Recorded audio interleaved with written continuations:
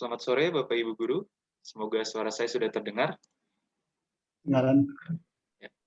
Sudah pas jam 4, mari kita mulai acaranya.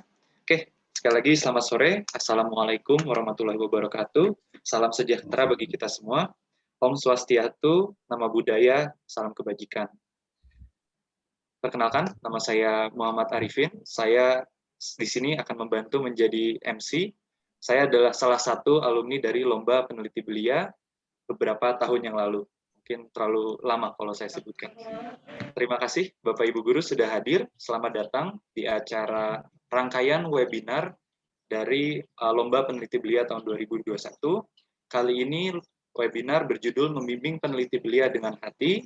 Nanti sudah hadir moderator dan juga Bapak Ibu Guru narasumber yang bisa menceritakan kisah kasih membimbing para peneliti belia di Indonesia.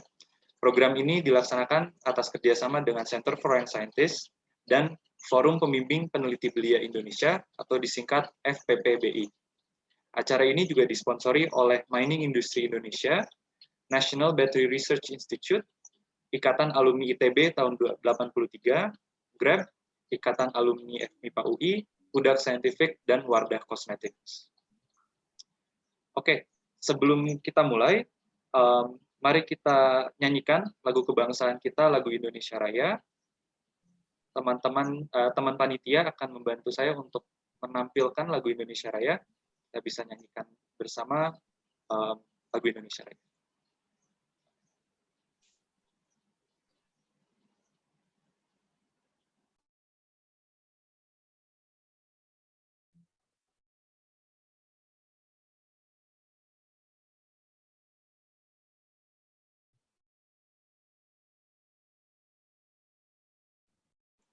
Maaf Kak Paksi, suaranya belum terdengar. Lagu Indonesia Raya. Sound-nya belum ke-share.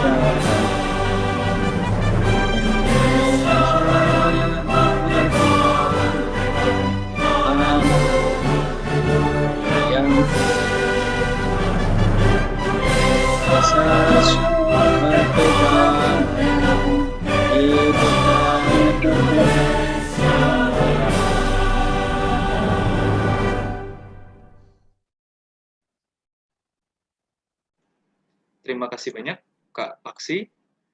Untuk acara selanjutnya, saya mohon izin mengundang Pak Kuncoro Puji Raharjo untuk memberikan sambutan. Beliau sebagai Ketua FPPBI, yaitu Forum Pembimbing Peneliti Belia Indonesia. Saya undang Pak Kuncoro untuk membuka mic dan mulai memberikan kata sambutan. Ya. Silakan Pak. Terima kasih Mas Arifin. Ya, bisa didengar semua ya. Terdengar Pak. Ya. Assalamualaikum warahmatullahi wabarakatuh. Salam sejahtera bagi kita semuanya. Om Swastiastu, salam kebajikan, salam inti, salam Indonesia meneliti. Sebelumnya saya selaku Ketua FPPBI atau Forum Pembimbing Peneliti Belia Indonesia. Yang pertama, mengucapkan rasa syukur kehadirat Tuhan Yang Maha Kuasa, karena pada sore hari ini kita semuanya diberi kesehatan oleh Allah Subhanahu wa taala, sehingga kita semuanya masih bisa bertemu dalam rangka untuk sharing ya, sharing momen ya. Kemudian yang kedua, kami juga meminta maaf kepada seluruh peserta yang hadir di sini. Kebetulan Ibu Monica selaku Direktur CYS sedang berhalangan hadir, kebetulan karena keluarga ada yang sedang sakit, sehingga beliau mohon izin dan mohon doa agar keluarga beliau segera diberikan kesembuhan ya. Ya, baik, program kali ini yaitu kerjasama dari CYS dengan FPPBI ya. Khususnya dengan Forum Pembimbing Peneliti Belia Indonesia ini, keberadaan sebetulnya dari niat baik ya, niat yang tulus ikhlas, niat yang sangat kebersamaan dari pembina-pembina atau pembimbing penelitian yang beberapa waktu sebelumnya sering bertemu di ajang-ajang baik nasional maupun internasional, berkeinginan untuk membentuk suatu wadah ya dari guru-guru pembimbing peneliti belia ini di seluruh Indonesia ya, khususnya untuk tingkat SMP dan SMA. Kebetulan sejarah next ya, sejarah pembentukan FPBI ini semula adalah dari AGPPI, Asosiasi Guru Pembimbing Penelitian Indonesia. Yang ini dirancang di Palembang, saat itu ada Asia Pasifik ya, of Young Scientist. Kita beberapa guru-guru, pimpinan-pimpinan sekolah atau kepala sekolah bertemu untuk mewujudkan mimpi ini untuk berinisiasi membentuk organisasi ya. Kemudian pada saat tahun 2014 direncanakan kongres yang pertama, dan 2 tahun berikutnya kongres yang pertama dilaksanakan di Yogyakarta ya, dengan deklarasi AGPBI di Yogyakarta. Waktu itu juga bertepatan dengan LPB nasional ya. Sehingga kongres itu pada bulan Desember 2015 yang diikuti hampir 700 guru-guru ya. Di sana ada kegiatan seminar dan lomba-lomba untuk siswa khususnya. Kemudian tahun 2015 sampai 2020 yang kami laksanakan yaitu sosialisasi, kemudian pelaksanaan program dengan membentuk AGPBI di daerah atau provinsi, kemudian menyelenggarakan kongres kedua dan ketiga di Jakarta. Nah, tapi karena kebutuhan legalisasi organisasi, sehingga pada bulan Maret tahun ini AGPBI ini disahkan di Kemenkumham ya secara resmi, tapi kemudian namanya berubah ya, menjadi Forum Pembimbing Peneliti Belia Indonesia. Sedangkan apa saja yang program dari FPBI ini adalah sebagai berikut ya. Next ya. Yang pertama, programnya adalah pelatihan guru-guru pembimbing penelitian atau guru-guru yang ingin membimbing penelitian bersertifikasi. Ini kebetulan programnya dengan CYS. Jadi Bapak Ibu nanti yang berkenan untuk mengikuti menjadi guru pembimbing penelitian bersertifikasi dari FPPBI bisa mengikuti program-program yang dilaksanakan, atau dari sekolah menyelenggarakan kemudian bekerja sama dengan kami dan CYS. Kemudian yang kedua, mengadakan seminar dan webinar yang di dalamnya ada pelaksanaan untuk dari para Bapak Ibu guru yang membuat suatu riset atau penelitian untuk diseminarkan, sehingga menjadi atau menjadi nilai positif bagi Bapak Ibu, khususnya yang guru-guru yang PNS atau ASN. Ini sangat menjadikan nilai tambah. Kemudian yang ketiga yaitu sharing kepada seluruh guru-guru, baik itu offline maupun virtual. Kemudian kami juga mendampingi sekolah-sekolah yang ingin membuka atau memulai penelitian ini ya. Ya, baik untuk guru maupun siswa dan sekolah. Tujuannya untuk apa? Tujuannya adalah karena kita sebagai seorang guru dan dituntut untuk sekarang berinovasi dan berkreasi, kemudian untuk membimbing siswa-siswa kita semuanya yang pada akhirnya dari penelitian diharapkan siswa-siswa bisa menjadi seorang yang berkarakter dan berbudaya, bisa membuat suatu pemecahan masalah-masalah yang ada di sekitarnya. Itu tujuan dari pembimbingan ini. Kemudian tujuan yang kedua, jika pembimbingan riset ini bisa dilombakan, otomatis menjadi nilai tambah bagi sekolah, bagi guru, dan bagi siswa tersebut. Nah, dari sinilah kepada Bapak Ibu semuanya, para yang peserta seminar atau webinar ini, silahkan nanti secara otomatis Bapak Ibu yang sudah tercatat di forum ini akan menjadi anggota secara langsung.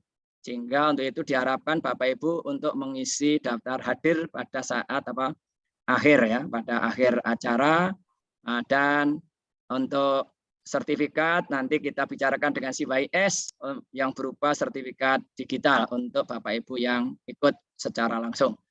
Silahkan untuk mengikuti webinar dan terima kasih kepada sponsor yang telah mendukung acara ini, Bapak Ibu narasumber dan moderator, MC, siapapun yang telah ikut mendukung acara ini sehingga di akhir nanti bisa lancar dan semoga sukses selalu. Sekian, wassalamualaikum warahmatullahi wabarakatuh.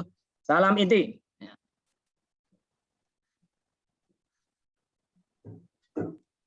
Terima kasih banyak Pak Kun atas pembukaannya. Selanjutnya, saya mohon izin untuk memperkenalkan para narasumber dan juga moderator pada pembicaraan sore hari ini. Semoga layar sudah terlihat. Ya. Sekali lagi, selamat datang Bapak Ibu guru, mungkin ada Bapak Ibu orang tua murid, dan juga Bapak Ibu pemegang jabatan di beberapa daerah. Kali ini topik itu berjudul membimbing peneliti belia dengan hati. Nah, seperti yang sudah disampaikan oleh Pak Kuncoro, bahwa Bu Monika mohon maaf karena ada musibah, yaitu salah satu keluarga yang sedang sakit. Kali ini moderator akan digantikan oleh Pak Antonius Malambarus. Beliau aktif di organisasi Kria.id. Kria.id ini aktif juga untuk membimbing kreativitas dan budaya inovasi anak-anak. Oke, izin untuk memperkenalkan para narasumber. Yang pertama, sudah hadir Bu Destri Nudiawati. Beliau mengajar di SMA Santa Laurencia Tangerang. Mata pelajaran yang diampu di sekolah itu biologi. Lalu ini beberapa prestasi dari siswa dan siswi Bu Destri yang sudah mengikuti lomba di ajang-ajang internasional dalam beberapa tahun terakhir. Narasumber selanjutnya adalah Pak Kuncoro Kohar. Beliau mengajar di Citahati Christian School, West Campus, Surabaya. Mata pelajaran yang diampu itu fisika dan matematika. Dan ini prestasi siswa dan siswi Pak Kuncoro Kohar di beberapa kompetisi internasional. Lalu narasumber selanjutnya ada Pak Gunawan, itu nama lengkapnya Pak Remigius Gunawan Susilowarno. Beliau mengajar di SMA Budi Utama Yogyakarta dan mengampu mata pelajaran biologi. Lalu ini beberapa prestasi dari siswa dan siswi yang dibimbing oleh Pak Gun dari beberapa tahun terakhir. Lalu juga ada Pak Abdurrahman, beliau mengajar di SMP Negeri 12 Yogyakarta. Mata pelajaran yang diampu adalah fisika. Ini prestasi-prestasi dari Pak siswa dan siswi yang dibimbing oleh Pak Abdurrahman. Lalu ada Pak Kuncoro juga dari SMA Taruna Nusantara. Mata pelajaran yang diampu di SMA Taruna Nusantara ada kimia, KIR, aeromodeling, lingkungan hidup, dan fotografi. Dan ini beberapa prestasi yang sudah diraih oleh siswa dan siswi yang dibimbing oleh Pak Kun. Mohon izin Bapak Ibu untuk menjelaskan aturan atau tata cara dalam webinar sore hari ini. apabila ada pertanyaan saat nanti sesi tanya jawab, Bapak Ibu bisa menggunakan fitur raise hand yang tersedia di Zoom, lalu host akan membantu untuk meng-unmute mikrofon Bapak Ibu, lalu kemudian bisa menyampaikan pertanyaannya. Atau bisa juga ketik pertanyaan selama acara berlangsung di chat box. Lalu jangan lupa juga isi daftar hadir pada link Google Form yang telah diberikan. Nanti akan dibantu oleh Kak Fiona untuk selalu mengingatkan cara link pengisian dari daftar hadir. Lalu kami juga mohon untuk dapat mengganti nama display itu dengan nama daerah underscore nama. Contohnya Jabar underscore Arifin. Oke, kalau begitu sekali lagi terima kasih kepada Bapak Ibu yang sudah hadir, sudah menyempatkan waktu, Bapak Ibu narasumber, Pak Antonius sebagai moderator, dan juga Bapak Ibu orang tua. Terima kasih sekali lagi pada sponsor yang sudah memberikan dukungan, yaitu Mining Industry Indonesia, National Battery Research Institute, Ikatan Alumni ITB tahun 83, Grab, Gamma Edu, Ikatan Alumni FMIPA UI, Pudak Scientific, dan Wardah Cosmetics. Namun, sebelum kita memulai, akan ditayangkan oleh teman panitia, yaitu beberapa foto dari kisah kasih Bapak Ibu Guru ini bagaimana membimbing peneliti belia Indonesia. Mohon bantuannya Kak Paksi untuk menampilkan videonya.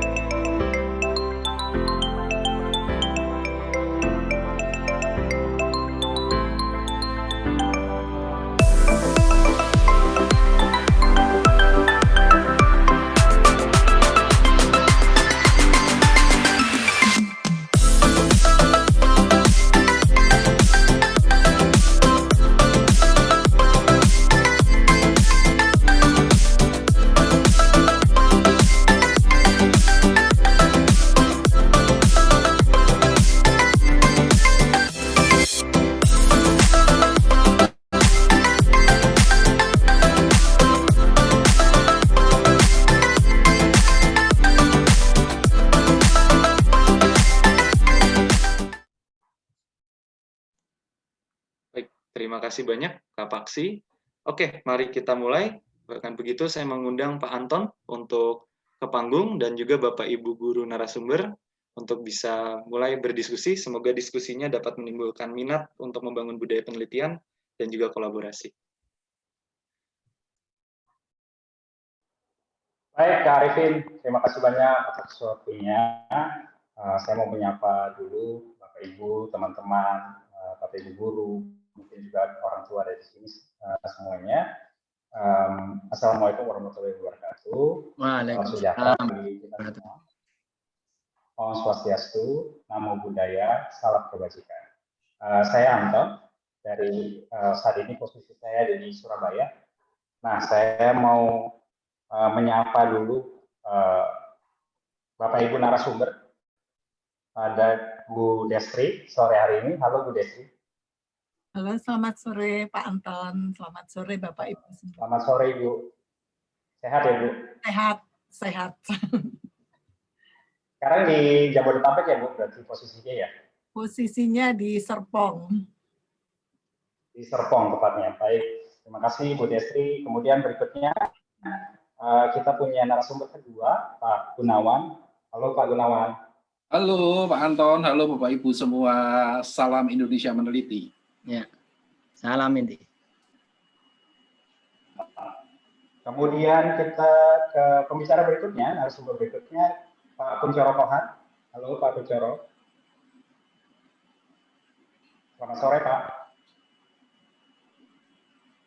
Suaranya terdengar ya Pak? Ini kita sekalian tes suara. Oh, nombor di pantes. Biar ya kayaknya ya. Buat kemayu lengi. Jadi. Kita aku di sini. Oke, barusan terdengar tuh Pak. Terus naik apa? Oke, baik. Terima kasih Pak Kuncoro. Kemudian kita ke narasumber berikutnya, Pak Kuncoro Puji. Selamat sore Pak Kuncoro. Sore Ini pasti Pak. kedengaran Ya. ya Pak. Ya. Monggo lanjut ya. Lanjut. Berikutnya Pak Abdurrahman. Selamat sore Pak Abdurrahman. Selamat sore Pak Anton. Baik, Pak Abdurrahman sekarang posisi di Jogja ya Pak? Saya di Jogja, di SMP Negeri 12 Yogyakarta. Ya, siap. Baik, terima kasih. Setelah saya menyapa para narasumber, saya mau menyapa Bapak Ibu dan teman-teman sekalian. Boleh dong diketikin di chat box-nya teman-teman dari kota mana aja sih saat ini? Boleh diketikin nggak? Nanti saya akan bantu sapa-sapa juga sebelum kita memulai diskusinya. Saya bacain. Oke, ada dari Surabaya, ada dari Jakarta, ada dari Yogyakarta, ada dari Serpong. Sekayu itu Sekayu. Sambil latihan untuk menuliskan pertanyaan. Kalau ada dari Kalimantan Tengah, Bandung, wah, Sekayu, Sumatera, terus dari Denpasar, Bali. Luar biasa, banyak banget. Ya. Tasikmalaya, yuk. Kaltara juga ada. Ya, Kaltara tadi ada ya. Ya. Kaltara betul kan? Ya, Kaltara tadi. Pulau Kalimantan tadi sudah ada. Ya. Betul, dari Sumatera. Sulteng tadi ya. Sulteng. Ada Kalteng. Bali ada. Ya, Denpasar. Ya. Luar biasa. Ini berarti kita Papua itu Papua Barat. Udah join di sini. Ada Papua Barat. Waduh. Papua Barat. Nah, ini mantap ini ya. Beda waktu 2 jam Pak dari kita ini. Luar biasa sekali udah kita join juga di bareng kita. Benar. Dan buat teman-teman yang ada dimanapun berada, kita saat ini ada sekitar ratusan juga ya orang-orang yang udah join. Mungkin saya akan mulai diskusi ini dengan Bapak Ibu guru sekalian. Saya mau memulai dari saya dulu mungkin ya. Kalau saya mungkin tersentuhnya itu untuk meneliti itu di tahun 2009 kalau saya nggak salah. Lalu saya ketemunya dengan orang yang tepat, saya ketemu dengan Pak Gun, kemudian saya ketemu dengan Pak Kuncoro pada waktu itu di Yogyakarta, terus kemudian dalam tanda petik diracunin gitu, diracunin hal yang positif. Wah ini anak-anak kita tuh harusnya begini nih. Gitu. Nah, saya dari sana kemudian saya berpikir, oh iya kita perlu mengangkat titik-titik kritis dari pembelajaran kita saat ini. Kemudian dari sains apa sih yang dipelajari, dari sosial apa yang dipelajari, kemudian berkembang menjadi sebuah penelitian. Nah, saya mau ngajakin Bapak Ibu narasumber yang ada di sini mungkin bisa berbagi awal mula titik baliknya itu ketika pada saat kapan sih Bapak Ibu memikirkan oh ini kayaknya harus dimulai dari kegiatan meneliti. Saya mungkin ke Bu Destri dulu. Silakan Bu. Baik Pak Anton, selamat sore Bapak Ibu semua yang hadir di sini. Mungkin tidak hanya Bapak Ibu, ada siapapun yang tertarik dalam penelitian. Selamat sore dan salam sehat. Terima kasih Pak Anton, saya diberi kesempatan pertama. Apakah suara saya cukup terdengar? Jelas. Oke. Banget, Bu. Baik. Kalau tadi disebutkan kapan sih mulai apa tadi? Membimbing riset, membimbing lah. Penelitian atau tertarik membimbing, lebih tepatnya tertarik membimbing penelitian. Sebenarnya bermula dari niat sederhana seorang guru. Niat sederhana seorang guru itu karena waktu itu saya berpikir kenapa sih pendidikan di kita itu selalu hasilnya nggak sesuai dengan apa yang kita nilai. Selalu ada yang mengatakan dulu waktu saya sekolah itu nggak pinter loh, tapi sekarang saya sukses. Tapi ada yang pinter, nggak sukses juga gitu loh. Nah, ada salah di mana ini? Ada salah di mana? Berarti saya bagian dari kesalahan itu. Nah, itu yang sebenarnya kemudian saya berpikir ada kesalahan di mana yang harus kita lakukan. Kemudian saya mencoba melihat bahwa selama ini memang kalau siswa belajar itu kan selalu ngikuti gurunya. Sementara gurunya itu sudah zaman kapan, siswanya mau hidup di zaman ke depan, gurunya tetap paling berkuasa. Mungkin ini yang salah. Maka kemudian terfikirlah bagaimana membuat siswa itu tidak hanya pintar secara pengetahuan sesuai dengan pengetahuan gurunya, tetapi dia harus berkembang sesuai dengan pengetahuan yang memang berkembang sesuai dengan zamannya dan minatnya. Tapi bagaimana gitu loh? Tapi bagaimana karena kita tahu bahwa pembelajaran kita, kurikulum kita ya memang jujur aja banyak membatasi kita gitu. Akhirnya bagaimana membuat manusia yang kita antar ini tetap menjadi manusia yang utuh? Harus ada satu gebrakan, harus ada satu cara yang kita harus keluar dari keseharian yang selama ini kita lakukan. Pikiran saya saat itu hanya satu, membuat anak-anak menjadi manusia yang lengkap, yang holistik. Holistik tidak hanya secara pengetahuan, tetapi secara sikap, jujur, tangguh, mandiri, itu harus muncul. Kemudian tapi punya skill, bagaimana bisa berpikir kritis, bagaimana inovatif, mampu beradaptasi dengan lingkungan yang terus berubah, seperti saat ini misalnya, kita kan nggak tahu setiap saat kita berubah. Nah, akhirnya kita mencoba menerapkan dengan membuat satu jam khusus yang dikelola secara bebas. Pilihan kita adalah pada proyek penelitian, di mana di situ diharapkan anak boleh memilih apapun yang menjadi interest-nya dia untuk kemudian diangkat menjadi satu penelitian. Penelitian di sini pun bukan dalam pikiran saya penelitian yang canggih ya. Setiap apa yang dilakukan anak kemudian dicari jalan keluarnya secara ilmiah dan menemukan solusinya sebenarnya itu sebuah penelitian. Dan tidak ada yang salah dalam setiap penelitian. Itu yang kadang menjadi orang itu takut meneliti nanti takut salah. Tidak ada yang salah selama itu punya alasan kuat. Ada alasan yang ilmiah yang bisa mendukung itu. Kemudian diharapkan pembelajaran ini juga berpusat pada siswa. Jadi niat itu yang muncul duluan. Jadi tidak ingin saya sebagai guru ada di depan, tapi saya sebagai guru ada di belakang mereka dan biarkan mereka berkembang menjadi sesuatu yang mereka inginkan. Akhirnya muncullah dari situ, sama sekali kita tidak berpikir akan mendapat juara apapun, itu bukan target utama kami gitu. Terutama saya. Targetnya adalah bahwa proses ini harus berjalan dan mengantar anak-anak ini menjadi seorang yang utuh lewat model penelitian. Tetapi itu terjadi di tahun 2005. Di tahun 2006 saya berkenalan dengan Ibu Monica dan akhirnya membawa anak saya ada satu penelitian anak saya yang saya coba untuk setelah dia melakukan penelitian apakah ini memang benar-benar yang dijalankan sudah benar atau tidak. Hanya itu niat sederhananya. Ternyata anak ini bisa tembus mengikuti. Bu Desi, boleh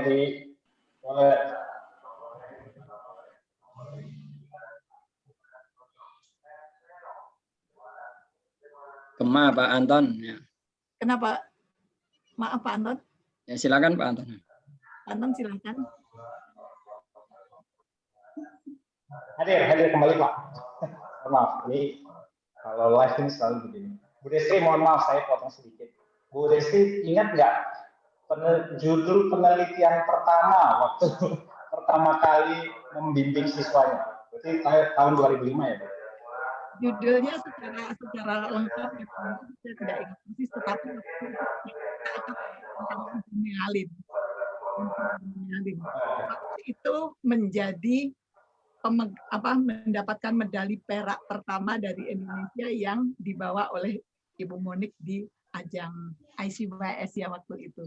Dan anak-anak ini ternyata benar bahwa tidak hanya lewat penelitian itu membuat dia berkembang menjadi lebih kritis, dan dia sekarang sudah jadi dokter, anaknya lulus dari UI. Dokter itu yang pertama kita bimbing. Dan pada saat itu saya berpikir kalau hanya saya nggak mungkin. Maka yang harus dibangun adalah tim yang bukan hanya punya kemampuan secara akademis atau secara pengetahuan, tapi punya paradigma yang sama dengan yang saya punya gitu. Akhirnya yang saya coba bangun pertama adalah paradigma mereka. Nah, sehingga mungkin kalau Bapak Ibu melihat kok Bu Destri bisa bimbing fisika sementara background saya biologi, kok bisa bimbing sosial, kok bisa bimbing ini, karena penelitian itu sebenarnya tidak hanya dilakukan, tidak bisa hanya dibimbing oleh satu orang. Yang namanya penelitian itu adalah apa? Sudah jadi apa? Campurannya dari berbagai ilmu yang bahkan ilmunya itu kadang tidak menonjol lagi, tidak lihat lagi. Memang bisa fokus di satu bidang tertentu, tapi di dalamnya sebenarnya udah banyak sekali. Makanya bukan berarti saya mampu segalanya, tidak, tetapi bahwa karena ada ini tadi, apa namanya, bukan cuma campuran, tapi udah jadi jus yang nggak kelihatan lagi, bahwa di situ sebenarnya sudah ada fisika, ada kimia, ada biologi, bahkan ada sosial, ada macam-macam yang masuk ke dalam situ. Dan sampai saat ini saya melihat tidak ada penelitian satupun yang benar-benar murni dalam bidang tertentu, tetapi pasti itu ada bidang lain. Mungkin itu dulu yang saya sampaikan supaya teman yang lain juga bisa nanti bisa. Terima kasih Bu Destri, menarik sekali. Sekarang kita coba ke Pak Gunawan. Mungkin boleh cerita juga pasti. Ini kalau Pak Gunawan ini ceritanya bisa ini menarik sekali kalau saya sampai ke rumahnya Pak Gun sampai ngobrol-ngobrol. Monggo Pak, silakan Pak. Oke, terima kasih Pak Anton. Suara saya terdengar Pak Anton? Jelas. Oke, terima kasih Bapak Ibu. Kalau Bu Destri kan itu kakak saya, jadi lengkap banget, runtut banget. Dia adalah satu-satunya di antara kami berratusan itu yang waras, yang lain nggak waras Bapak Ibu. Jadi dari dulu tetap santun kayak gitu. Lurus santun, makanya dia jadi kepala sekolah juga.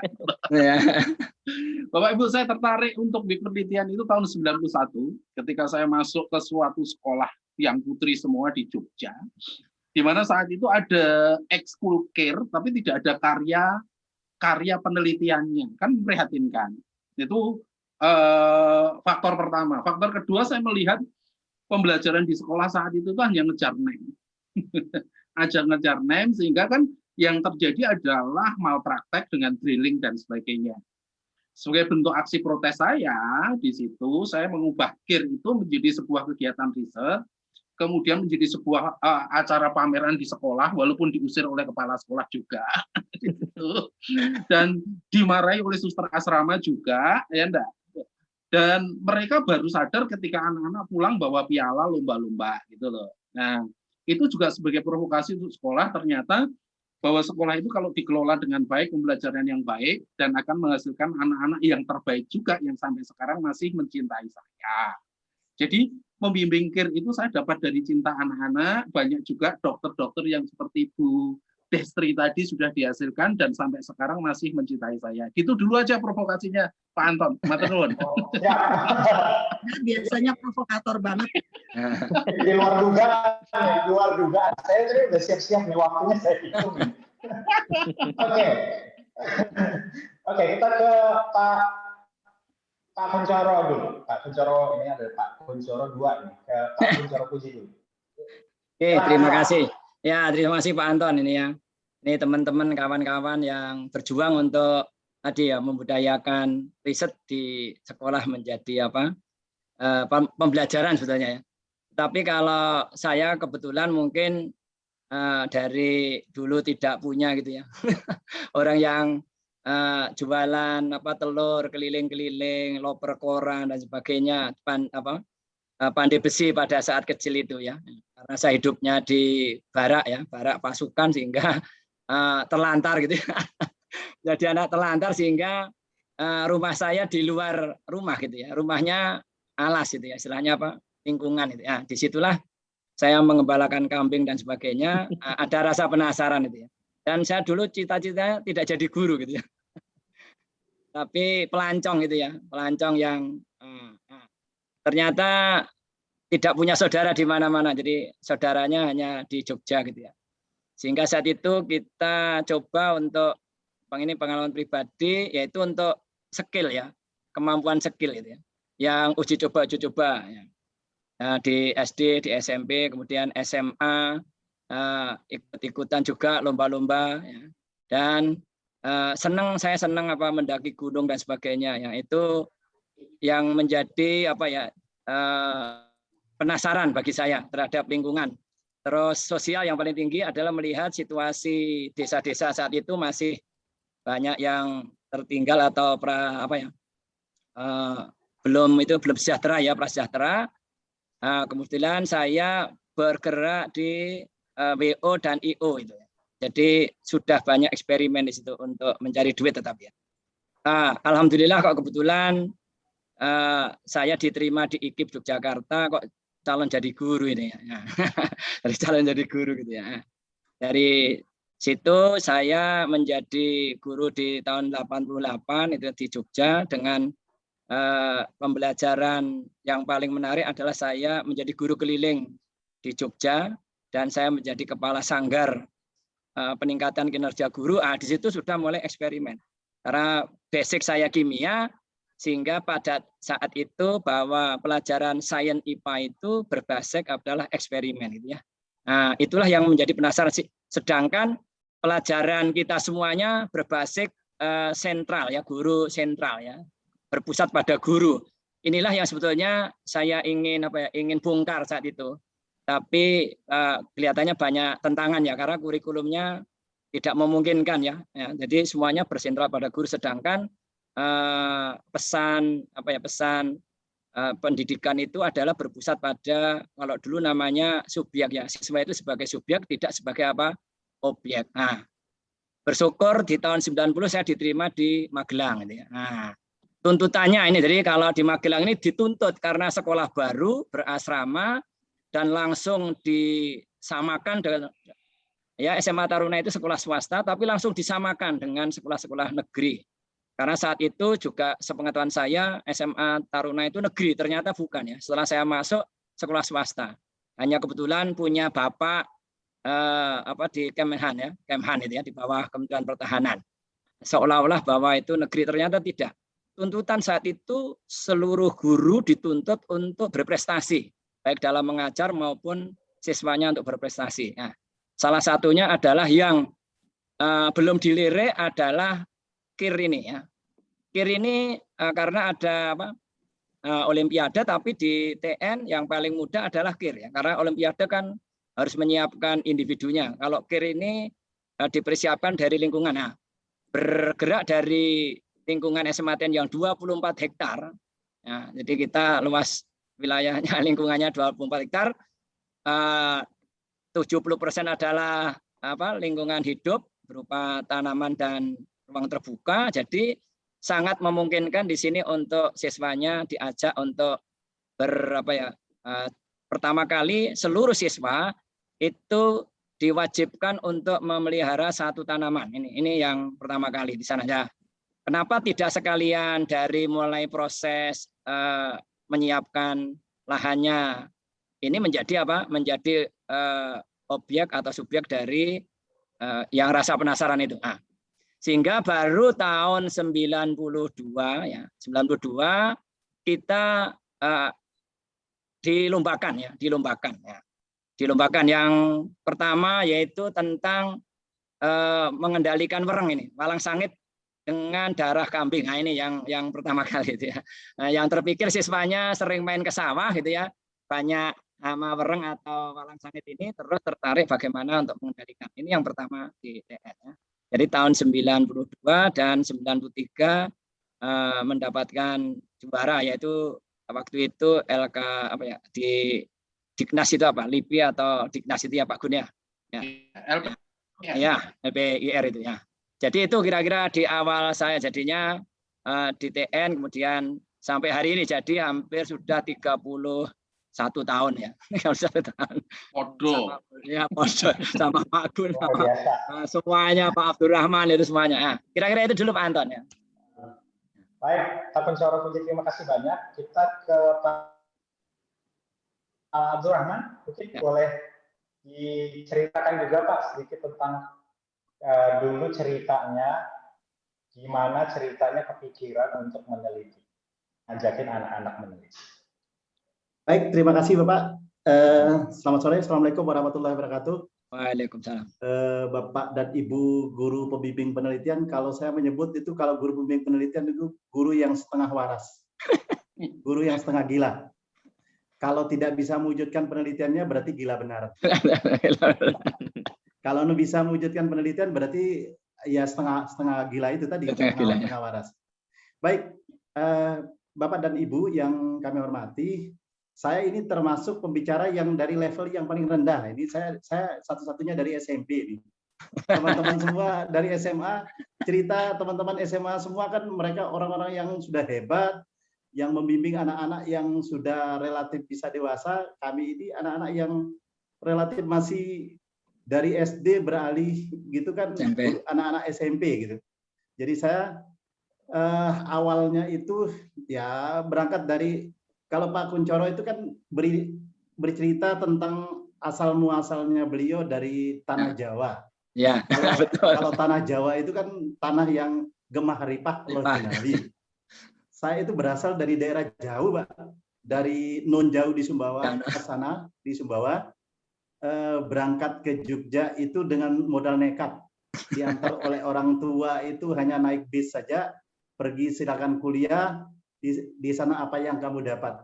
Nah, waktu kuliah itu saya coba-coba juga ya ikut menulis, ikut meneliti, ikut lomba waktu itu mungkin Pak Gun, Pak Kuncoro masih ya zamannya ada lomba karya tulis untuk mahasiswa. Ya kok rupanya kok enak jadi dapat hadiah dari kementerian waktu itu dari mahasiswa, dapat prioritas dari kampus. Nah, berangkat dari itu tahun 98 saya merubah nasib, Pak. Karena saya diterima mau tidak mau jadi guru ya, diterima jadi guru. 98 itu namanya masih culun masuk pegawai negeri dulu. Itu kan ya dia suruh oleh teman-teman, ya apa saja mau gitu. Salah satu hal yang ada di sekolah kami dulu adalah ya ada KIR namanya, kelompok ilmiah remaja itu, tapi ya hasilnya ya sama, cerita dari teman-teman itu belum ada produk, apalagi untuk tingkat SMP. Nah, saya berangkat itu kan saya 98, kemudian baru tahun 2005 saya coba ditunjuk oleh, kalau namanya guru awal itu kan belum dipercaya gitu loh. Walaupun prestasi waktu mahasiswanya pernah juara lomba karya tulis, tapi kan tidak diakui gitu. Terus saya tahun 2004 ikut coba seleksi Aspenimen, jadi Asian Physics itu kan lolos. Teman-teman guru senior itu rupanya pada melihat, kok bocah ini lumayan gitu. Jadi ya akhirnya diseralah untuk mencoba membimbing anak-anak. Jangan-jangan sampai nanti coba dites dulu anak-anaknya bisa bimbing nggak, jangan-jangan dia hanya pintar sendiri. Nah, tahun 2005 anak-anak kami coba lomba tingkat kota, alhamdulillah menang. Tahun 2006 gempa di Jogja, Pak. Bapak. Nah, itu anak kami itu ngambil tema dari situ. Jadi semangat anak belajar, padahal saya orang fisika, semangat anak belajar korban gempa itu untuk menggapai prestasi itu kami masuk ke nasional waktu itu di Direktorat SMP. Itu alhamdulillah dapat juara 4 kalau waktu itu. Jadi harapan 1 lah. Ya, ada harapan 1. Ya. Nah, dari situ rupanya meneliti itu membimbing anak-anak itu, saya kan bilang ke anak-anak, karakter seorang peneliti itu tidak boleh berbohong, harus jujur. Itu yang harus dipegang. Jadi apapun dari manapun hasil Anda, mau Anda jungkir balik data dan apapun, tetapi harus jujur. Itu yang harus saya tanamkan ke anak-anak. Jadi tidak boleh berbohong. Kalau berbohong seorang peneliti sudah tidak ada artinya bagi saya. Nah, anak-anak akhirnya itu semangat seperti gitu. Ya, kalau di Direktorat SMP, alhamdulillah di waktu di sekolah saya dulu itu ya sudah langganan Pak, mulai dari tahun 2000 sampai opsi terakhir di 2019 itu kami kirim 5 di opsi tingkat nasional itu kirim 5 kelompok, 5 grup, alhamdulillah dapat medali emas 2, perak 2, perunggu 1. Jadi semua jadi juara umum juga waktu itu. Nah, jadi itu karena itu untuk di tingkat nasional. Di internasional alhamdulillah tadi sudah ditayangkan di di APCS di Thailand tahun 2018. Kemudian yang di Malaysia tahun 2019 dapat emas. Dan masuk TN ya. Ya, termasuk yang di TN juga. Ya, di TN. Ketemu sama Pak Kuncoro, ini jurinya kok Pak Kuncoro, jangan-jangan ini ada unsur unsur karena tidak enaknya saya. Ya, gitu. Ini, terus untung beliau bukan sebagai juri. Ya. Kalau sebagai juri pasti orang akan curiga. Saya bilang ke Pak Kuncoro, panjenengan tidak boleh juri di anak yang diikuti di bidang anak saya. Akhirnya beliau, saya tidak. Kalau ini juri mending saya ajak anak saya pulang. Saya jam seperti gitu. Nah, jadi ya itu karena karena kami sudah ketemu baik di LIPI, di peneliti belia dan di mana-mana itu ketemulah. Makanya sekarang alhamdulillah nah cuma yang terpenting Bapak dan Ibu, anak-anak itu untuk tingkat SMP ini diberi semangat. Dan alhamdulillah di sekolah dulu saya itu akhirnya ditentukan atau dari kementerian melalui Direktorat SMP dan juga dari Dinas Pendidikan Kota Yogyakarta itu sebagai sekolah riset. Jadi prioritasnya sekolah riset. Ya karena suka dukanya, tapi jangan loh Bapak dan Ibu, teman-teman itu kalau kita panggil anak untuk mau presentasi itu pasti akan disiree. Mau kemana gitu. Kalau bahasanya Pak Kuncoro itu mau kire ya. Kire ya. Mau kemana? Mau ikut kire ya. Jadi kan itu. Jadi ya selorohnya.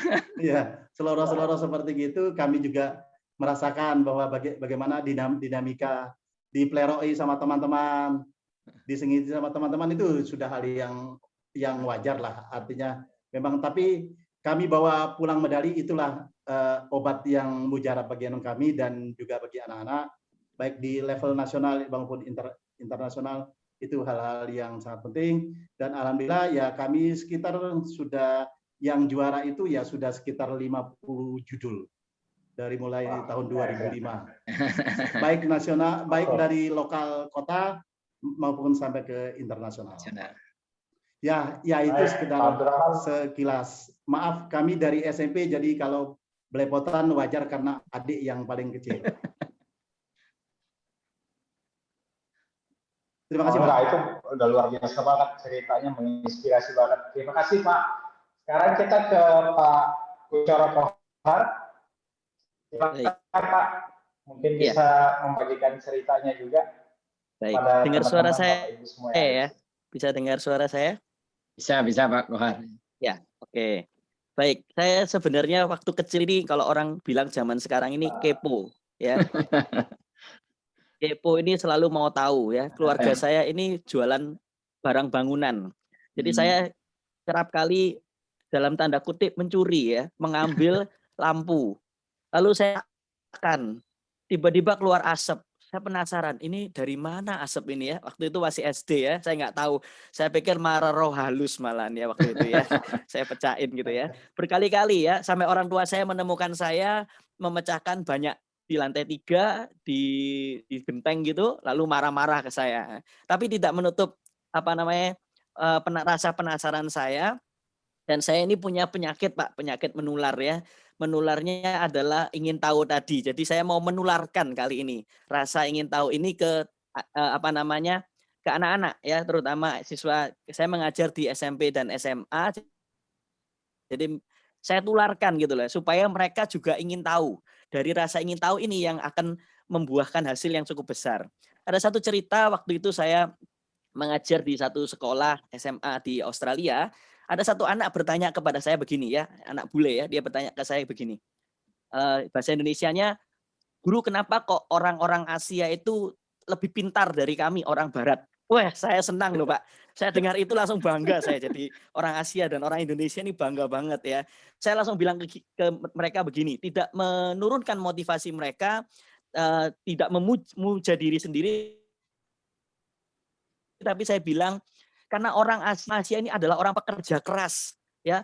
Mungkin karena kita pekerja keras, kita selalu ingin tahu, maka kita mencari tahu. Sedangkan mungkin kalian yang di sini itu sudah hidup dengan sesuatu yang berkecukupan di dunia barat, sehingga rasa ingin tahunya sedikit ya, lebih banyakan rasa ingin tahunya orang-orang Asia ya, terutama saya. Lalu saya juga berpikir bahwa kita ini sudah harus berpindah dari creative thinking ini ke arah critical thinking ya. Itu kalau di barat sudah tidak zamannya kreatif lagi, tapi zamannya critical. Anak-anak diajak untuk berpikir secara kritis yang sering kali di Indonesia ini kurang. Dan ini memotivasi saya untuk kembali ke Indonesia, mengajar di Indonesia, dan saya ingin Indonesia juga punya nama di internasional ya, di bidang yang sulit yaitu matematika ya. Banyak kalau Bapak Ibu lihat yang pertama kali lomba peneliti belia itu diselenggarakan, matematika itu cuma 8 judul ya. Life science, environmental science itu 200-300 judul ya. Fisika 50. Matematika itu paling gampang kalau orang bilang. Kenapa? Karena cuma 8. Lawannya 8 langsung final gitu kan. Ya, karena yang final dulu saya biasanya gitu, dipilih separuh. Jadi langsung final gitu. Saya langsung berpikir, wah ini Mudah ya. Sebenarnya Peluang. mudah ya kan. Daripada 200 Pak. Ya Pak Kencoro tadi 200 itu waduh sulit menurut saya ya. 200 dipilih sama 12. tim panitia itu cuma 20. 20 enggak 18. Wow, 10%. Antri sembako ini kan. Tapi kalau di tempat matematika itu dipilih 8 itu dipilih 6, bahkan 7, Pak. Jadi kemungkinannya 90%. Saya orang matematika, saya hitung matematika 90% masuk final gitu ya. Saya bilang ke anak-anak jangan khawatir ya. Kita pasti final ya. Matematika pasti final ya. Ya, puji Tuhan kalau waktu itu kita juga berhasil ya. Tidak hanya masuk final aja. Saya ketemu pertama kali Pak Gun sama Pak Gunawan di waktu AGPPI yang pertama di Jogja, LTB nasional ya. Ada anak saya yang juga ikut matematika di tingkat nasional seperti itu. Lalu satu hal lagi, saya juga mengajak anak-anak mulai dari kelas awal ya, kelas 7, kelas 8, kelas 9 mengenalkan mereka ya, mengenalkan mereka bahwa meneliti itu tidak sulit ya. Matematika bukan bidang yang sulit ya. Matematika itu bidang yang mudah, asal kita ingin tahu dan asal kita punya kemauan ya. Kalau masalah saya cari orang yang bagus tidak, saya cari orang yang mau ya. Karena banyak orang yang pandai tapi nggak mau, sulit ya. Saya cari orang yang mau. Nggak bisa, nggak apa-apa. Itu saya bilang ke anak-anak, seringkali saya guyonan, saya bilang ke anak-anak, itulah gunanya saya ya. Kalau nggak gitu saya nggak ada gunanya. Kalau kamu sudah pandai, terus kamu meneliti sendiri, saya nggak ada gunanya dong. Justru saya cari yang mau, tapi nggak bisa, nggak apa-apa. Saya yang ajarin. Saya akan membimbing kamu dari nol, nggak apa-apa. Karena itu tujuan saya, fungsi saya sebagai supervisor, seperti itu. Ya, seperti itu. Terima kasih.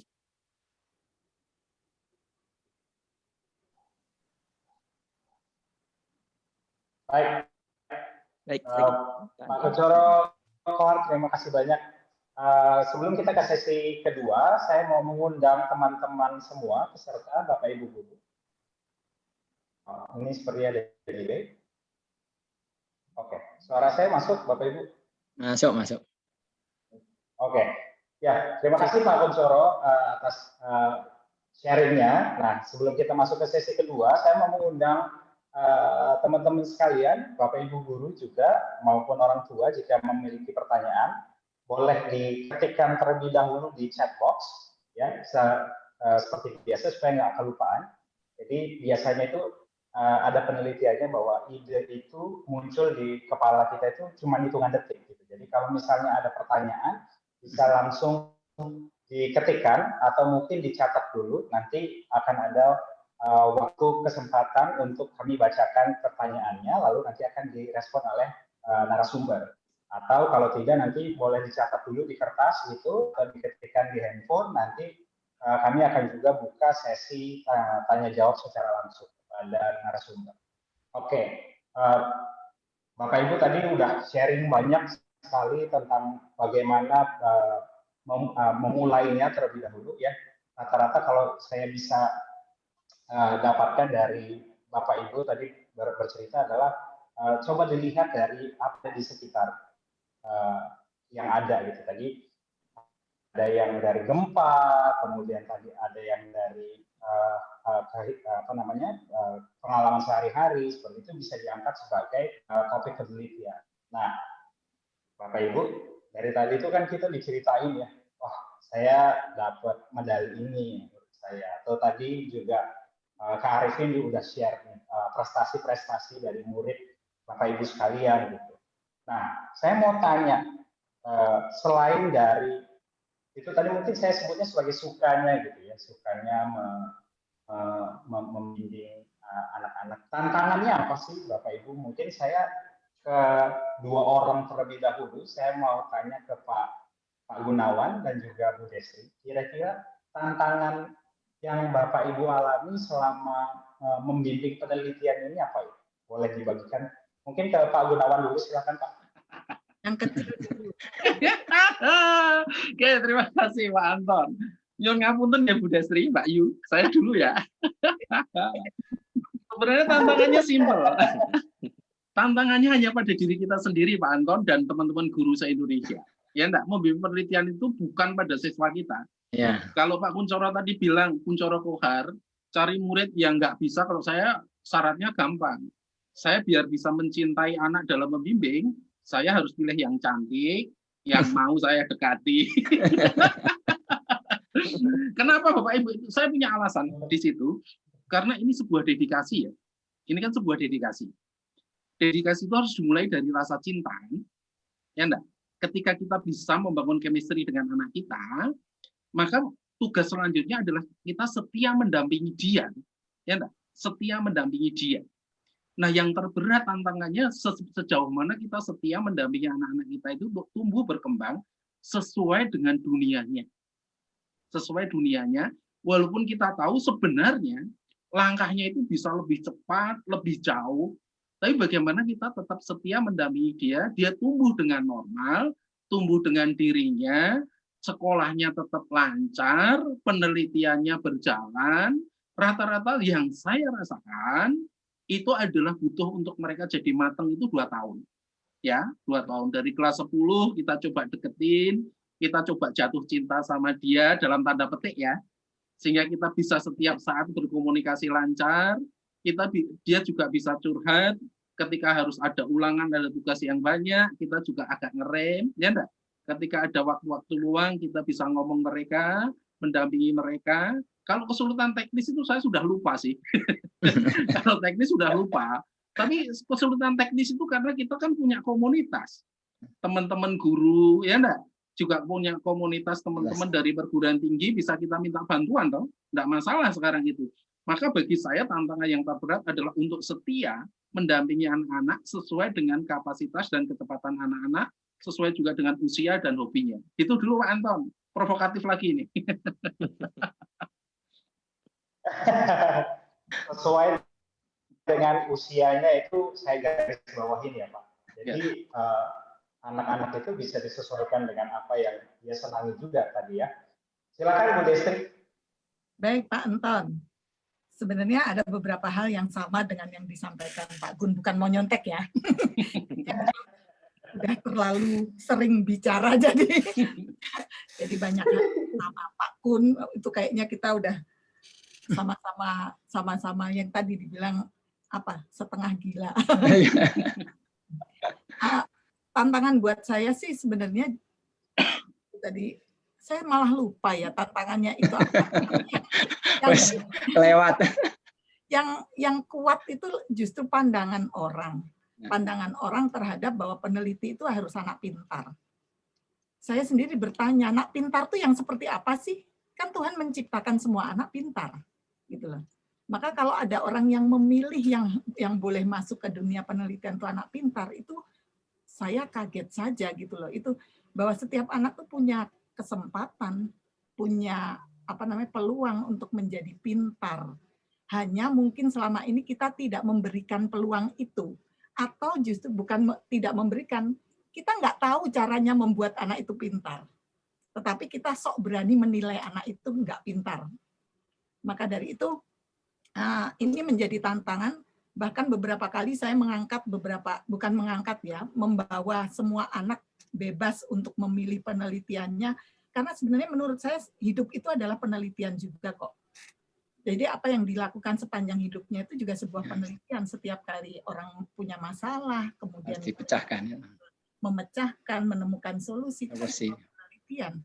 Kenapa harus dibedakan anak pintar dan tidak pintar? Maka pada saat saya mengangkat anak-anak naik yang ternyata bisa tangguh dan kuat menjadi peneliti benar, itu orang selalu mengatakan, dulu kan anak itu SMP-nya nggak pintar.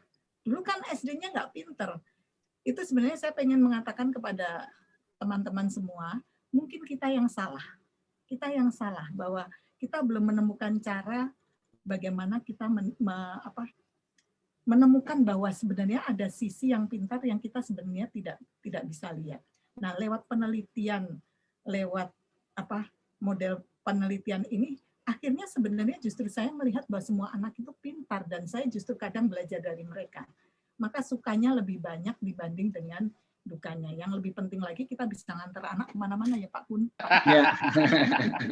Terus dimarahin teman-teman itu teman-teman jadi jealous kita sering keluar. Ini kelihatan kalau Bapak Ibu guru pembimbing penelitian ini senang traveling.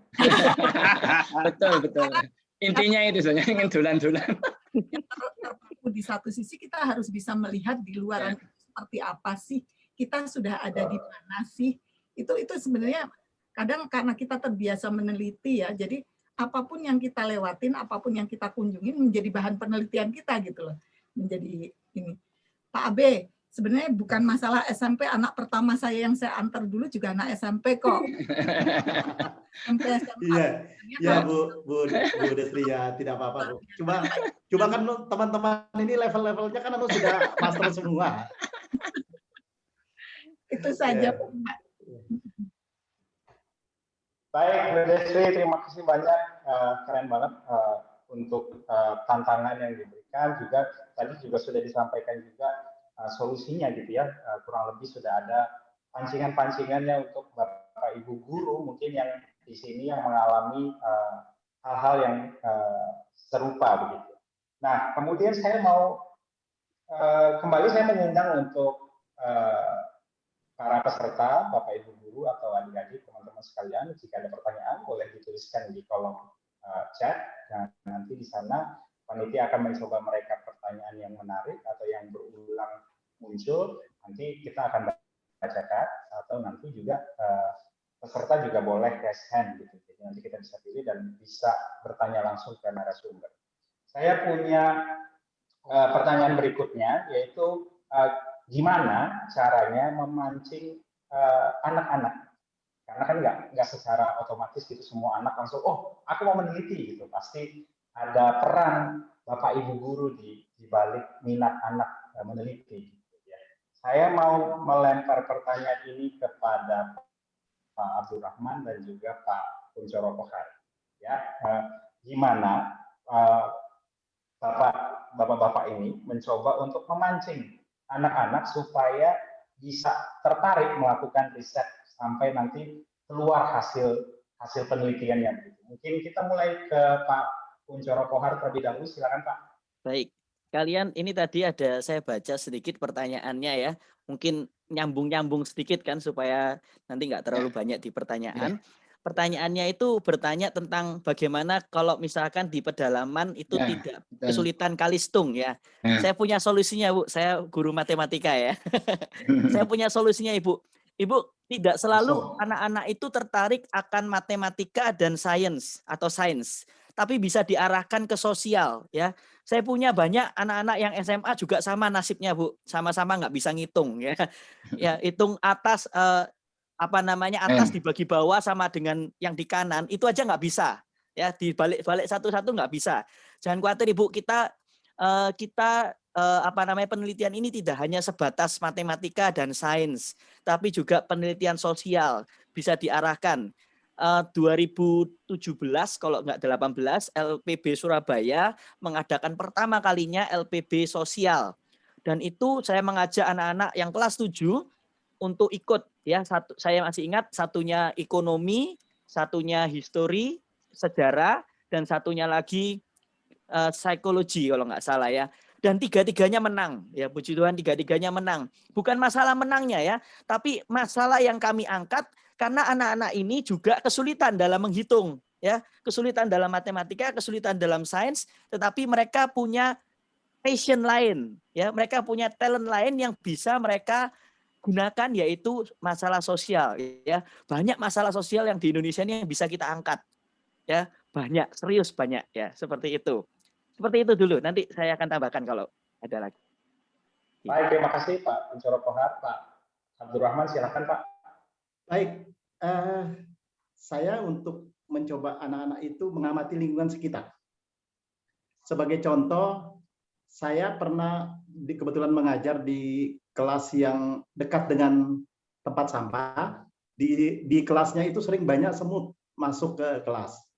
Saya suruh amati anak bagaimana tuh cara mengusir semut tapi tidak membunuh semut, nanti tidak keperi kesemutan. Jadi bagaimana cara mengusir semut supaya dengan alami dia tidak. Akhirnya kita mencoba, ditemulah solusi. Makanya di sekolah kami yang dulu itu list dari itu dibuat keramik list yang berwarna hitam sekitar 30 cm, semut tidak bisa naik karena dia tidak punya mata. Akhirnya dia bingung. Akhirnya itu solusinya. Itu kita bawa ke nasional, anak cerita dengan pengalaman-pengalaman seperti gitu. Mereka sangat tertarik, itu lingkungan sekitar. Terus saya juga tanya anak-anak di rumah kerjanya apa, orang tuanya atau melalui apa. Ada anak juga yang kami di Ristek Dikti waktu itu, Kemenristek dulunya, di rumahnya itu dekat dengan salak. Tapi bagaimana biji salak itu dimanfaatin? Akhirnya apa? Kita buat sendal yang refleksi dari biji salak. Kalau yang dari dari kayu itu kan terlalu tajam, sakit di kaki. Tapi kalau biji salak kan halus. Bahkan itu kita pernah waktu pameran di Kemenristek itu ditawarin sama Bu Marta Tilar beli sendalnya, karena itu kan titik-titik refleksi kan kita harus ukur kaki orang. Jadi kan makanya terus kita ditawarin beli sendal oleh Bu Wan, dan alhamdulillah di Kemenristek waktu itu kita dapat juara 2 tingkat nasional. Nah, hal-hal seperti gitu. Atau bahkan jadi anak itu jangan terlalu memikir yang ke langit padahal dia masih nginjak bumi. Jadi tolonglah yang ada di bumi aja yang dipikir. Kalau yang ke langit biar urusan malaikat aja lah. Jadi ya dalam bahasa saya ke anak-anak, dan anak-anak betul Bu Destri bilang tidak harus anak-anak pintar, anak-anak yang tekun. Anak-anak pintar susah diatur itu banyak kok. Tapi anak-anak tekun. Jadi itulah sebenarnya penelitian itu kan ketekunan dan bagaimana untuk itu kreativitasnya juga. Biasanya anak-anak pintar itu bahkan maaf ya, susah diatur, bahkan egoisnya tinggi. Padahal penelitian ini perlu dengan teman, perlu dengan bersosialisasi, bagaimana cara mengkomunikasikan hasil temuannya. Ini kan penting. Jadi lingkungan sekitar aja lah. Bahkan saya juga pernah ngajak anak-anak pergi ke pantai, sambil di pantai dia beli ikan. Ternyata sisik ikan itu kok tidak dimanfaatin ya, malah dibuang gitu. Nah, terus kami akhirnya buat buat penyedap rasa dari sisik ikan. Itu yang di Turki kami dapat medali perunggu.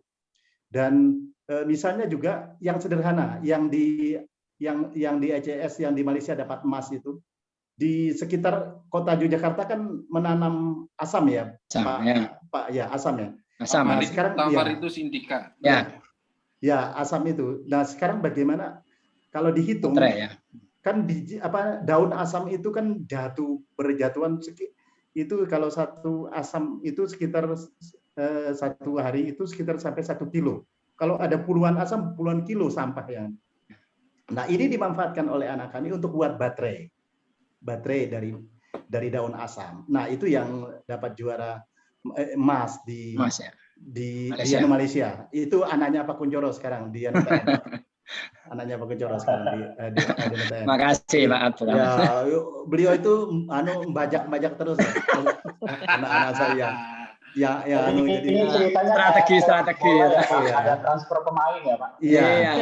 Jadi beliau itu kan selalu kontak, Pak, ada yang apik nggak penelitian suruh kan teman saya kan akal-akalnya kan seperti gitu, tawarin beasiswa. Orang tua kan mau kan tawarin beasiswa.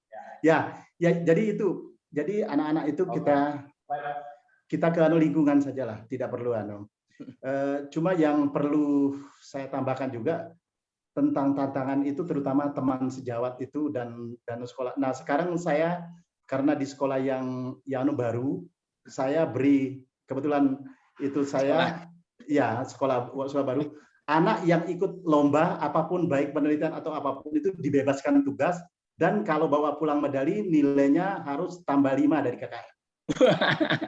Jadi saya keputusan sekolah, mumpung diberi kesempatan untuk jadi kalau medali perak itu, kalau medali perunggu itu tambah 5 dari KKM, kalau perak itu tambah 10 dari KKM, kalau emas itu tambah 15 dari KKM. Wah, 100 lebih ya. Tugas anak. Jadi bukan hanya penelitian ya, bukan hanya penelitian. 100 lebih itu. Ya.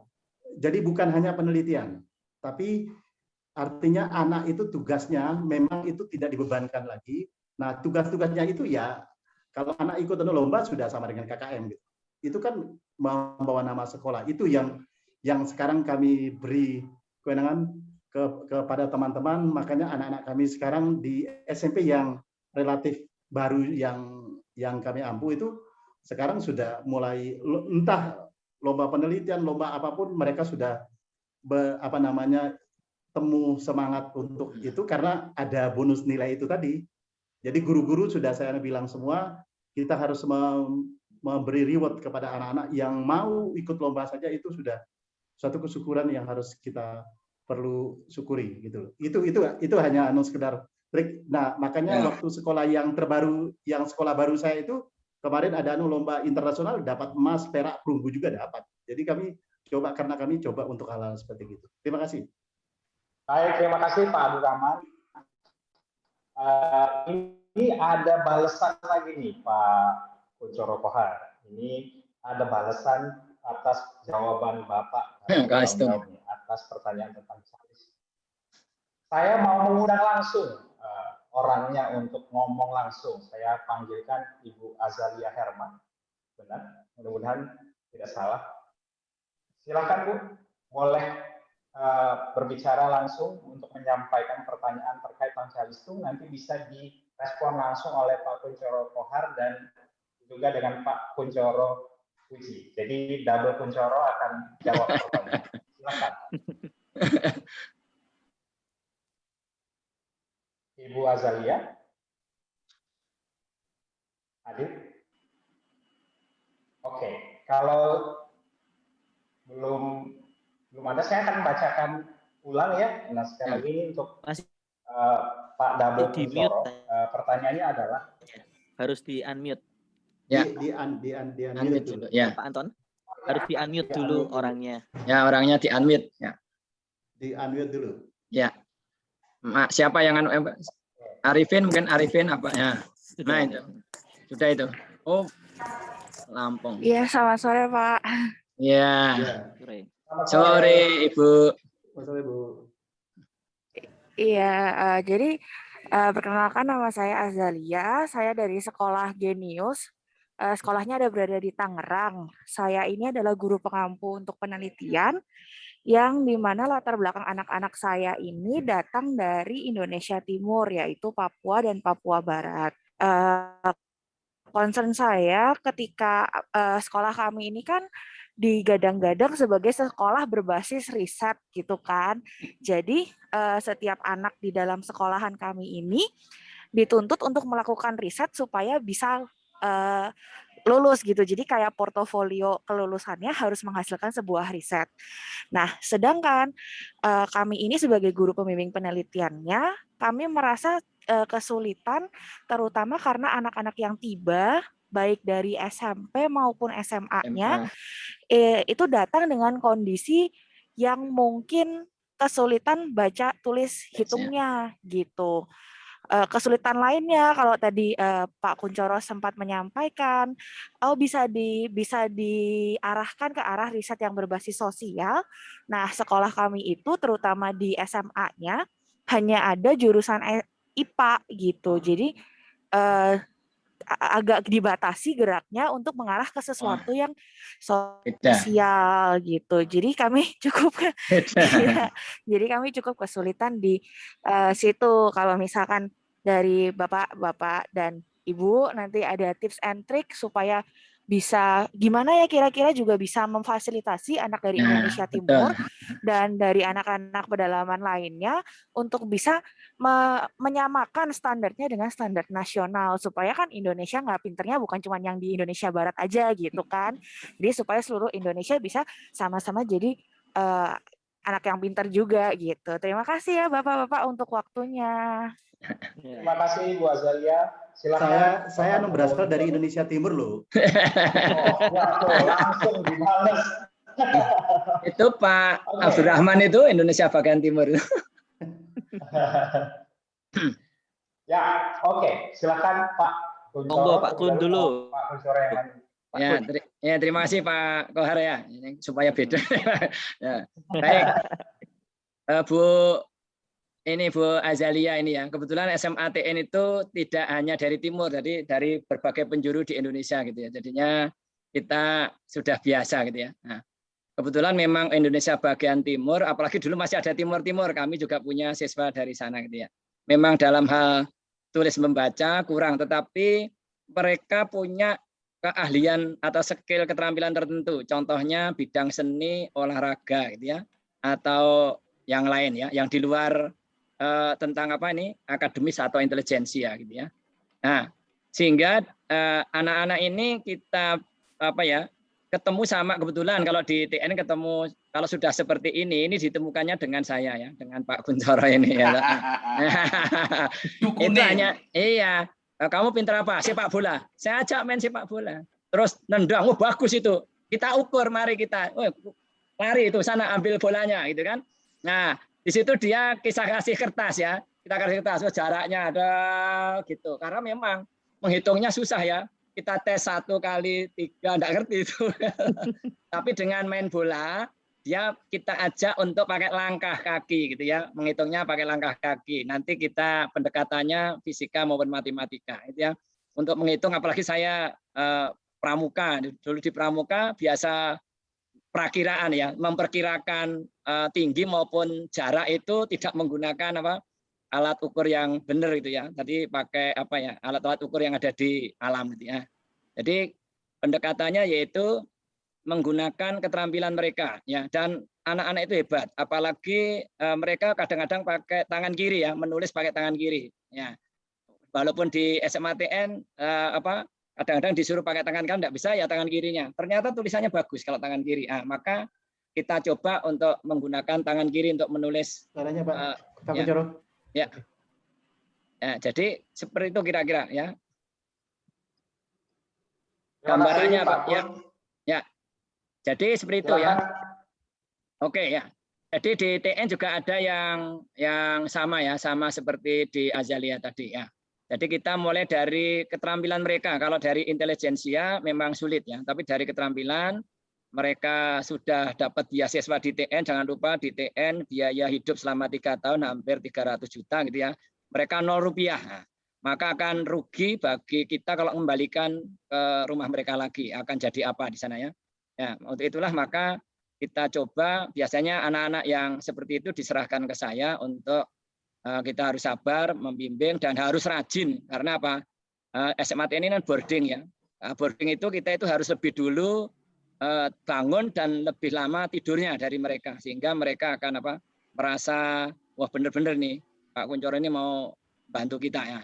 Dan akhirnya mereka bukan bodoh, hanya ketertinggalan penyampaian materinya saja gitu ya. Tidak ada yang mereka pinter sebetulnya. Hanya guru-guru di sana bagaimana 1 tahun saya tanya kamu sekolahnya berapa kali sehari? Kok sehari tuh Pak? Kami sekolah itu setahun 2 kali Pak, itu mau ujian saja. Kalau itu ya, mau ujian baru masuk. Kemudian kalau tidak lulus orang tuanya datang bawa parang ya kan selesai kan gitu kan. Jadi akhirnya naik ya. Jadi hal-hal itu yang kita gali, kita gali dari sisi keterampilannya mereka gitu ya. Dan mereka pasti punya sisi-sisi yang luar biasa. Itu yang dikembangkan. Dari situlah memang nanti masalah risetnya mau kemana itu nanti ya. Jadi mau ke sosial, mau ke sains dan sebagainya. Dan yang unik-unik ini malah menarik nanti ya bagi LIPI, bagi dinas bagi LKIR dan lain sebagainya. Baik dia yang diteliti maupun dia yang teliti kan bisa diteliti juga gitu ya. Nah, keragaman itu kan bisa diteliti ya. Jadi itu ya Pak Kohar gitu. Dukun ini. Ya, jadi seperti itu. Jadi seperti itu kira-kira untuk yang dari mana tadi dari kalau memerlukan bantuan Bu Zalia yang dekat adalah Bu Destri ya. Tangerang, Bu Destri yang dekat. Tapi kalau memerlukan kita semua Pak Kuncoro, Pak Gun, Pak Abdurrahman dan kru-kru dari FPPBI siap membantu ya. Siap membantu. Mau berapa hari? Ya. Mau menghadirkan Mbah Dukun ada itu. Iya. Pak Gun ya, beres lah ya. Nanti hubungi si WS juga bisa, nanti bisa. Silakan Pak Kohar nambahin.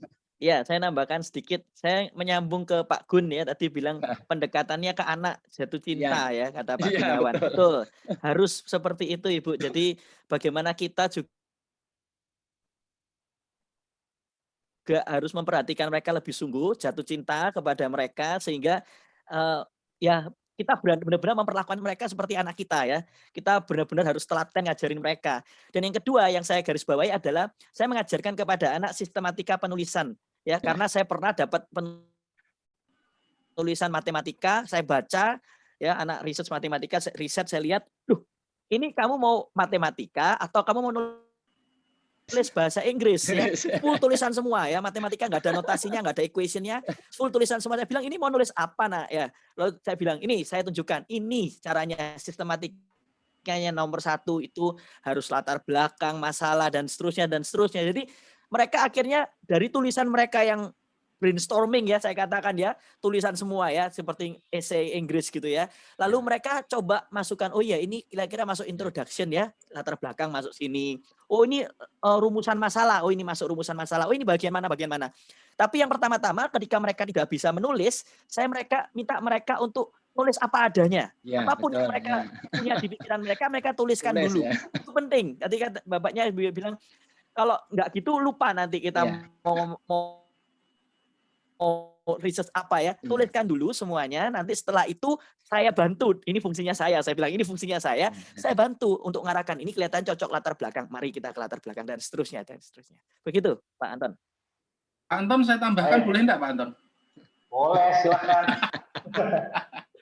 Oke, ini juga ini kan juga banyak pertanyaan, dan pertanyaan itu saya lihat pengalaman 31 tahun jadi guru gila ini adalah bahwa teman-teman itu nggak pede pada dirinya sendiri.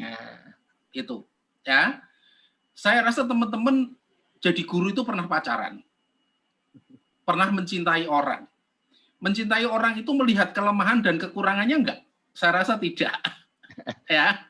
Maka ketika kita membimbing anak dalam tanda petik mencintai mereka dengan setia, kita kan tugasnya menyempurnakan ketidaksempurnaan murid-murid kita. Ya, yang kita bimbing ya, dengan kesabaran dan kesetiaan di situ. Bahkan pernah terjadi bahwa di Budi Utama yang sekarang saya ajar itu adalah sekolah baru. Si Gebi itu kan menjadi public enemy oleh guru-guru pun mau public enemy kan anak ini. Wes ora kalap lah bahasa Jawanya. Wes jelei semuanya ngemoi dan nggak mau sama dia. Kita coba deketin, ngobrol dari hati ke hati. Baru setelah 3,5 bulan itu kami bisa masuk ke kantin bersama dia, ngobrol dengan dia, makan tempe. Kebetulan di kantin ada tempe goreng, ada tempe bacem, ada tempe kering. Terus saya pesen apa itu minuman white cafe. Nah, ngobrol sama Gaby, Gap, ini tempe biasanya dikonsumsi kan dimakan, Gap. Sementara Pak Gun sekarang minum white cafe. Bisa nggak tempe ini jadi white cafe, Gap?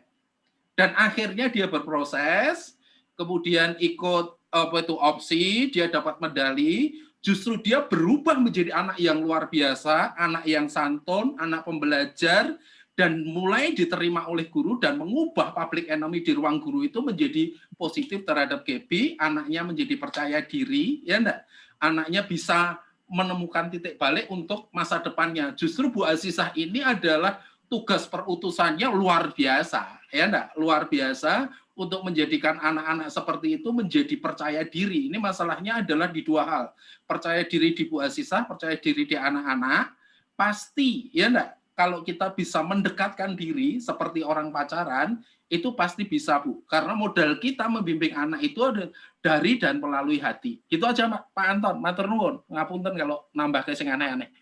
Boleh nambah? Terima kasih Pak Gunawan. Pak Silakan, Anton. Bu. Silakan. Bu Aziza, Bu Azalia, siapa ya? Maaf kalau salah pokoknya. Bu Azalia, betul.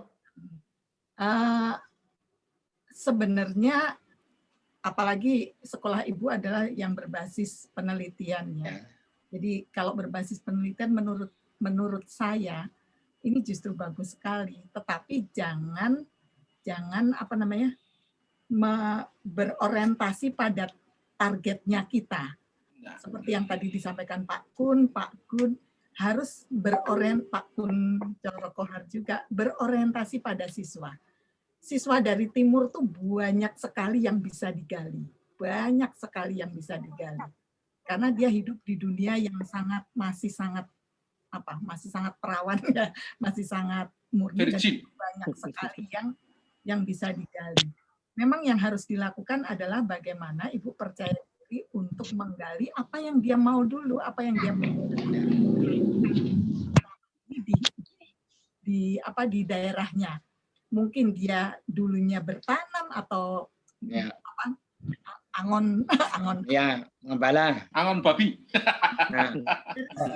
Bisa diangkat dan dia diminta untuk cerita dulu. Cerita. Nah, kita yang membantu untuk mengerucutkan, kemudian keinginan dia akan mulai kita bangun dengan dibantu untuk semakin mengungkap, dan kemudian pada saat dia mengalami itu kan pasti ada hal-hal yang dia temui, problem-problem yang dia temui. Nah, mungkin di situ kemudian kenapa kok begitu? Apakah nggak pengen tahu masalah atau pengen tahu persoalan ini bisa diselesaikan dengan apa gitu. Nah, kalau menanggapi dengan kemampuan dia menulis, kalau memang masih dasar banget. Saya punya pengalaman juga karena saya waktu itu pernah mendampingi anak SD yang juga mencoba untuk melakukan penelitian, tapi anak SD bukan dari sekolah-sekolah yang unggul loh ya, dari sekolah-sekolah yang juga masih di pedesaan lah. Memang cara belajarnya adalah dengan kita membuat tulisan yang dimana apa yang dia lihat itu kita letakkan tulisan itu.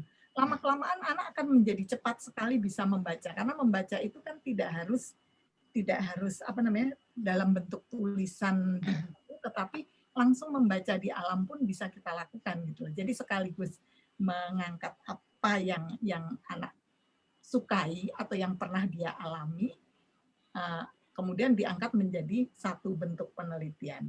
Kemudian Ibu juga menurut saya meskipun sekolah Ibu lebih mengarah ke sekolah yang IPA, menurut saya penelitian itu nggak bisa kita lari. Karena setiap penelitian itu tujuannya adalah untuk kepentingan sosial. Kalau penelitian tidak ada kepentingannya secara sosial, maka penelitian kita nggak ada artinya. Nggak mau, kita nggak bisa mengkotak-kotak. Itu banget itu. Saya itu, karena pasti dari problem sosial diangkat secara mau apa terserah. Saintifik, di bidang ilmiah. Dan nanti solusinya kembali ke sosial, kembali ke masyarakat. Itu yang bisa saya tambahkan. Terima kasih. Anton, terima kasih Bu Destri. Saya berlanjut ke pertanyaan yang sudah dirangkum oleh panitia. Kali ini saya mau menanyakan ini ke Pak Abdurrahman. Ya. Pertanyaannya adalah bagaimana cara membimbing di masa pandemi di mana kita ini nggak bisa bertatap muka langsung. Nah, ini aktual sekali. Ini pasti saya yakin dihadapi oleh hampir semua Bapak Ibu guru yang melakukan pembimbingan penelitian. Mungkin Pak Abdurrahman bisa membagikan pengalamannya, Pak. Baik, kalau di masa pandemi ini kebetulan saya itu sudah sebagai decision maker, tapi saya tetap mendampingi teman-teman kami yang memulai di sekolah baru, dan alhamdulillah tahun 2020 kemarin itu pas sudah awal-awal pandemi, kami ikut lomba juga itu di LPBDIY juga, alhamdulillah kami juara 1 gitu, padahal itu masa pandemi. Dan itu apa namanya, anak-anak kita membimbing memang secara jadi mereka berkonsultasi secara virtual seperti gini. Kalau ada hal-hal yang sangat urgent pun, justru malah mereka baru kita undang datang ke sekolah. Kalau ada yang betul-betul urgent, yang memang tidak bisa terpecahkan, seperti kemarin sebagai contoh, waktu yang hasil pandemi anak-anak kami itu untuk masuk ke SMP Negeri 12 sekarang, Bapak, kami sudah buat itu hasil karya anak, kami sudah wujudkan. Jadi anak itu harus sudah alatnya secara otomatis semua, mereka desain, harus cuci tangan, ukuran suhu, kemudian dari ukur suhu itu, kemudian juga dia harus mengeringkan tangannya. Itu prosedur itu yang mereka, alat itu yang dibuat oleh anak. Dan itu kemarin juara 1 di LPBDIY. Itu alat itu. Nah, itu contohnya. Bahkan justru masa pandemi ini bagaimana kreativitas anak yang menyangkut tentang real dari keadaan seperti gitu. Nah, kemarin kami ikutkan juga lomba ke internasional dan alhamdulillah dapat medali perunggu juga hal seperti itu. Nah, justru malah di masa pandemi ini anak-anak malah banyak berkreativitas yang menyangkut tentang persoalan yang dihadapi sekarang. Seperti bagaimana dia membuat facial yang sudah ada suhunya. Jadi kita tidak perlu harus mengukur suhu anak, dan itu bisa kita pantau dengan HP. Kita bisa lihat dengan HP suhu dalam satu ruang itu suhunya berapa anak-anak. Nah, itu hasil karya anak-anak kami. Itu kemarin dapat medali perak di internasional. Jadi itu hal-hal seperti gitu, malah karena lombanya secara online, jadi kami ikut secara online aja, hal-hal seperti gitu. Nah, malah itu sangat tertantang anak-anak kita untuk kita membimbing seperti gitu. Dan sekolah kami sekarang itu memang kita arahkan ke arah situ, banyak problem yang di masa pandemi itu mereka bisa buat, mereka bisa beri solusi terhadap persoalan-persoalan yang ada di masa pandemi ini. Ya, misalnya mereka membuat desain bagaimana baju yang gerah itu, baju yang itu supaya lebih nyaman, itu masalah-masalah seperti itu yang kita angkat. Malah anak sangat tertarik, konsultasinya bisa online, tapi kalau sudah mengarah ke desain mereka masih kurang, kita undang ke sekolah untuk kita membantu hal-hal yang seperti itu. Tapi itu sekali lagi ide dari anak. Guru itu tinggal mengikuti supaya kesannya itu bukan ide dari kepala sekolahnya atau dari guru pembimbingnya. Tapi itu ide dari anak, tinggal kita poles seperti kata Bu Destri, kata Pak Gun, seperti gitu. Begitu Bapak yang bisa kami sampaikan. Jadi lakukanlah pembimbingan itu secara virtual, tapi tentu dengan ketulusan hati sehingga anak-anak itu akan merasakan hasil dan dampak. Terima kasih. Abdurrahman, terima kasih banyak. Saya ke pertanyaan kedua. Pertanyaan kedua ini lebih ke komunikasi sebenarnya. Jadi tips bagaimana berkomunikasi dengan anak, karena kalau bahasa ilmiah itu kadang sulit dipahami gitu. Nah, ini berarti kan bagaimana menyederhanakan ini supaya menjadi lebih mudah untuk dipahami oleh anak.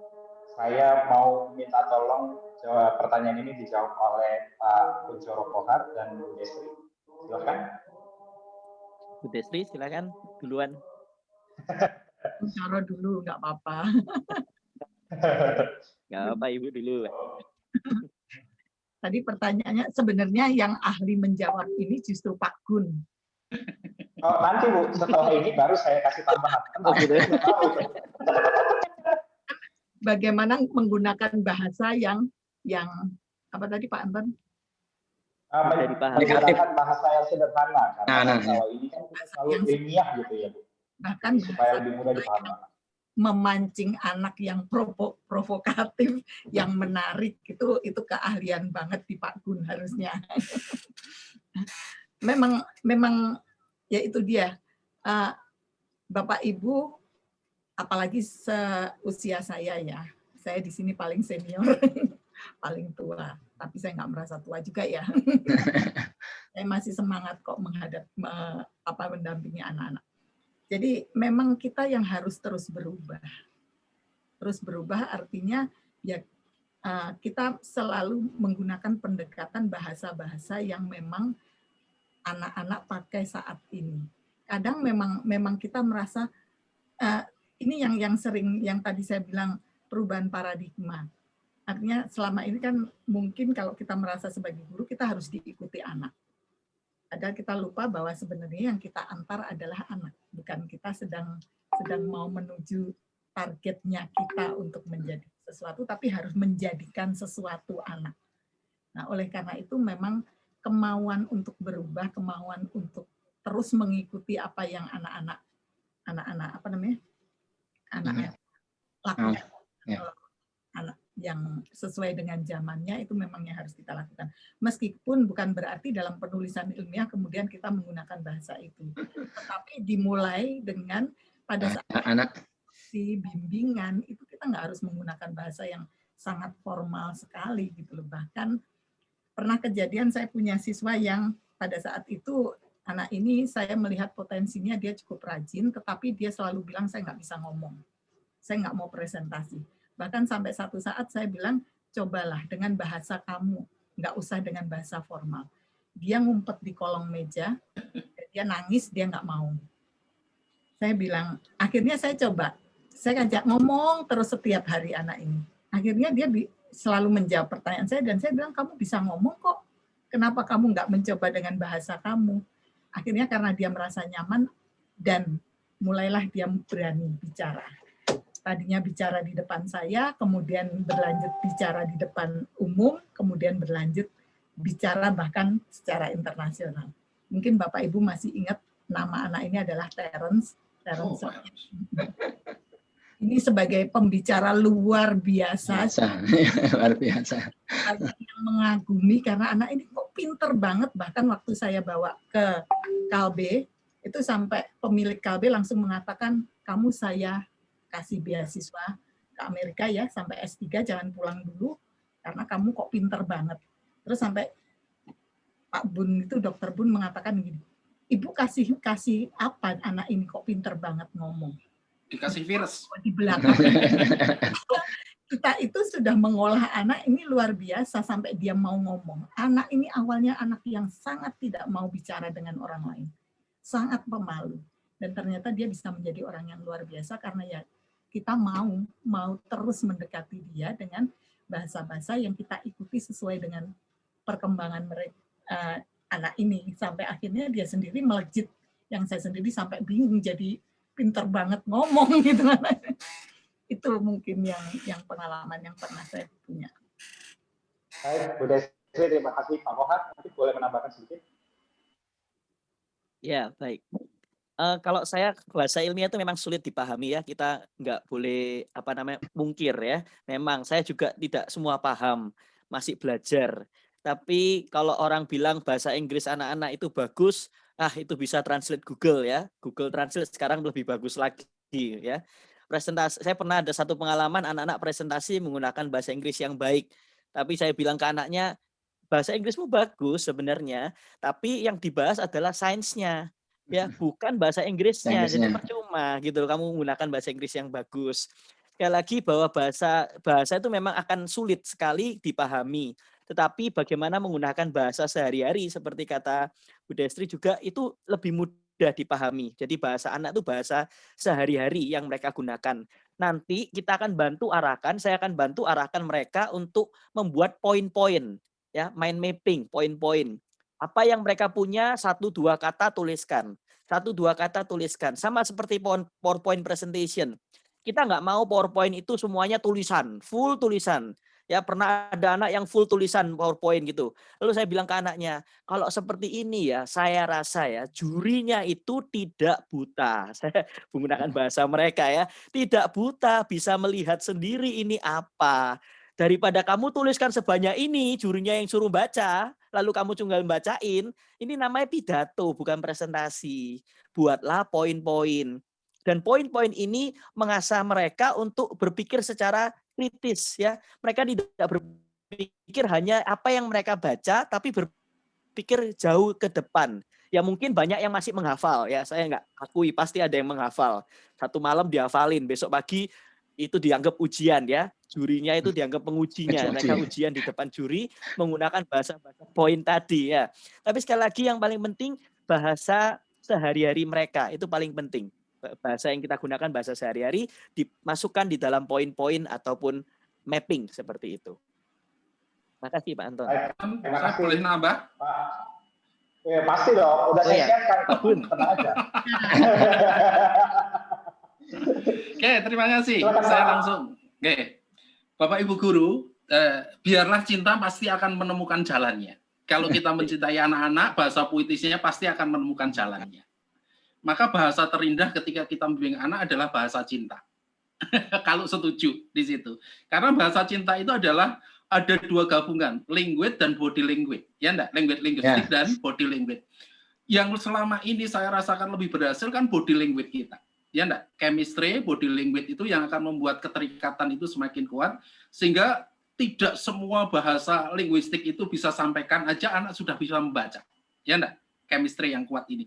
Maka membimbing penelitian tanpa chemistry atau bonding yang kuat itu sebenarnya tidak akan bisa berhasil dengan baik. Budestri seperti itu tadi karena kan bondingnya kuat banget. Ya enggak? Chemistry-nya kuat banget. Yang kedua, karena cinta itu memang akan menemukan jalannya, itu di pandemi kayak gini ini di sekolah kami, walaupun sekolah kecil, kami membuat pembelajarannya itu integrated learning by project. Yang mengintegrasikan beberapa mata pelajaran fisika, kimia, biologi, matematika, juga di sana bahasa Inggris. Kita jadikan satu di sana, anak disuruh membuat proyek. Kebetulan sekarang kan target kurikulumnya tidak harus terpenuhi. Jadi kreatif aja. Dan inilah sebenarnya karena cinta kita bisa menemukan jalan-jalan yang seperti itu, dan hasilnya kita bisa menemukan anak itu dalam beberapa grade. Ya enggak? Ada yang larinya cepat sekali, ya enggak? Kemudian kita bahkan kewalahan seperti Bu Desti tadi. Ada yang masih kesot, ya tetap kita bimbing dengan cinta. Tapi ternyata yang kesot itu sampai di titik finish, hasilnya juga nggak kalah dengan yang smart-smart itu. Nah, maka Bapak Ibu percayalah, dengan cinta, Bapak Ibu itu ada roh atau ada kekuatan luar biasa untuk menemukan cara-cara untuk dengan bahasa cinta itu mendampingi anak, pasti akan pas dengan masing-masing anak. Jadi kalau di-track dan trapkan, itu sementara keunikan anak itu kan sendiri-sendiri. Nah, hati kita yang bicara, bahasa apa yang pas gitu. Mungkin itu Pak Anton provokasinya. Terima kasih. Pak Anton. Sedikit nyambung Pak tadi. Bapak Ibu semuanya teman-teman guru, kalau Bapak Ibu membaca kurikulum yang terbaru yang sudah mulai dilakukan setelah penggerak, itu memang mewajibkan proyek masuk setiap mata pelajaran, tidak hanya sains, semuanya, ya, semuanya, ya. Virus yang kami tularkan ini semoga bermanfaat buat Bapak Ibu karena toh nantinya ke depan itu dirasa menjadi jalan yang terbaik untuk membuat anak kita menjadi lebih kritis seperti Pak Kohar tadi bilang, menjadi lebih bukan hanya kreatif tapi kritis, tapi juga sangat peduli dengan lingkungan dan cepat menyesuaikan diri gitu. Itu yang mungkin tambahannya. Jadi acara ini mungkin justru semoga menjadi bagian kita belajar bersama untuk memajukan anak-anak Indonesia kita. Baik, Bu Destri, terima kasih banyak. Ini waktu kita udah semakin dekat untuk diskusi kita. Saya yakin biasanya bermalam-malam gitu ya Pak untuk ngobrolin ini. Nah, sebagai penutup dari diskusi kita kali ini, saya mau kasih tantangan buat Bapak Ibu narasumber kali ini. Nanti saya akan sebut namanya, terus kemudian tolong sebutkan satu kata yang menggambarkan pengalaman Bapak Ibu melakukan pembimbingan penelitian. Jadi, satu kata yang mewakili pengalaman Bapak Ibu selama melakukan pendampingan penelitian siswa. Saya mulai dari yang paling muda dulu, Pak Kuncoro Kohar, silakan Pak, satu kata. Luar biasa. Keren. Nggak boleh ditambah lagi ya. Jadi, ya luar biasa. Oke. Oke, sekarang saya ke Bu Destri. Silakan Bu, satu kata. Tulus, Pak. Tulus. Tulus bukan nama artis ya, Bu? Harus muncul. Oke, berarti tadi sudah ada kata luar biasa, tulus. Sekarang kita ke Pak Abdurrahman. Silakan Pak, satu kata. Jujur. Jujur. Jujur, luar biasa. Ya, luar biasa, tulus, jujur. Pak Kuncoro. Open. Open. Open, oke. Open. Ya, Pak? Open, bukan open. Open. Open itu apa, Pak? Nah, itulah itu. Open itu ya sekumpulan banyak dari mulai kesabaran, kerja keras, jadi dikumpulkan semua namanya open itu ya. Oh. Openi itu ya, openi. Ngopeni ya, Pak? Iya. Okay. Terima kasih Pak Gun, Pak Gunawan. Pak Gunawan, silakan Pak. Bersyukur. Satu kata, Pak. Bersyukur. Wah, bersyukur. Jadi tadi bersyukur, tulus, luar biasa, open, dan jujur. Mudah-mudahan 5 kata ini bisa membuat kita terinspirasi dari sesi kita hari ini. Terima kasih banyak Bapak Ibu sekalian, narasumber.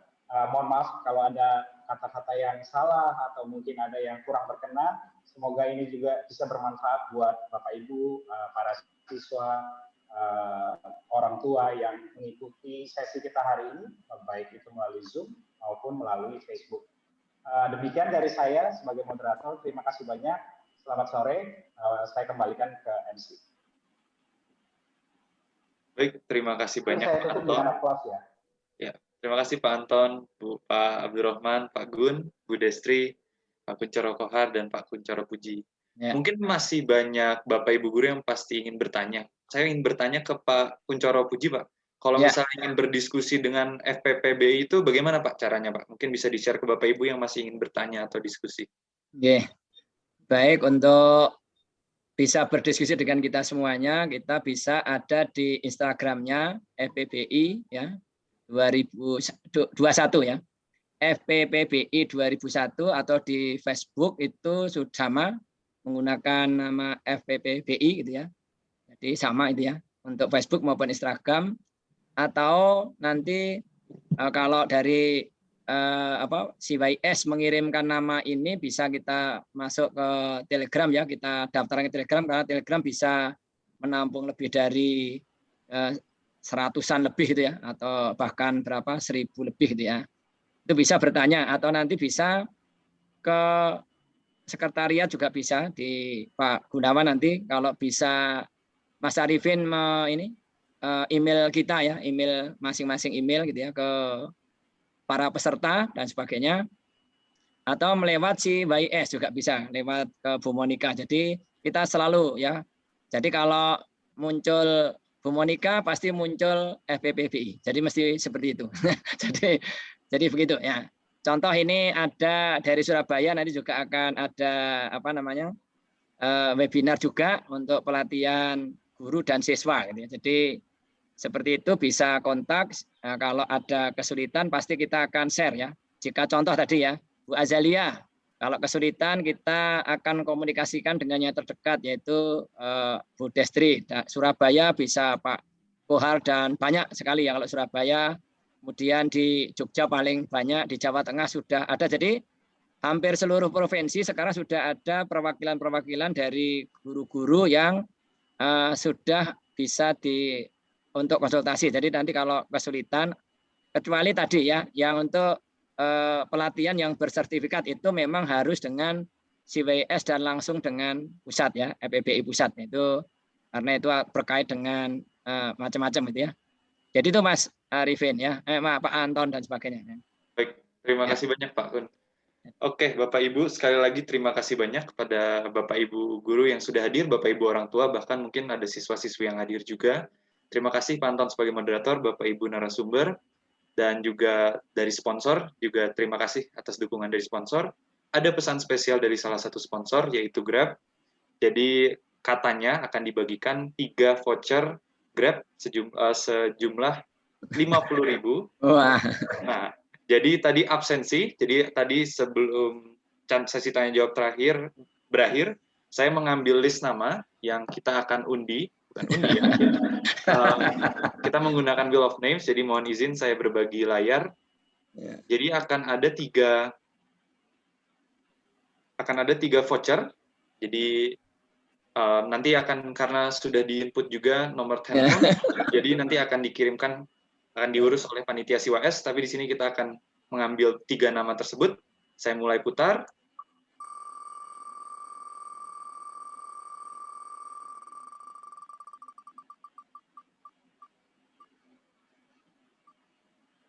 Oke. Selamat ini ke Ibu ya, mungkin Ibu Mary Larasati. Nanti akan langsung dikontak lebih lanjut oleh panitia. Selamat. Selamat. Lalu 2 nama.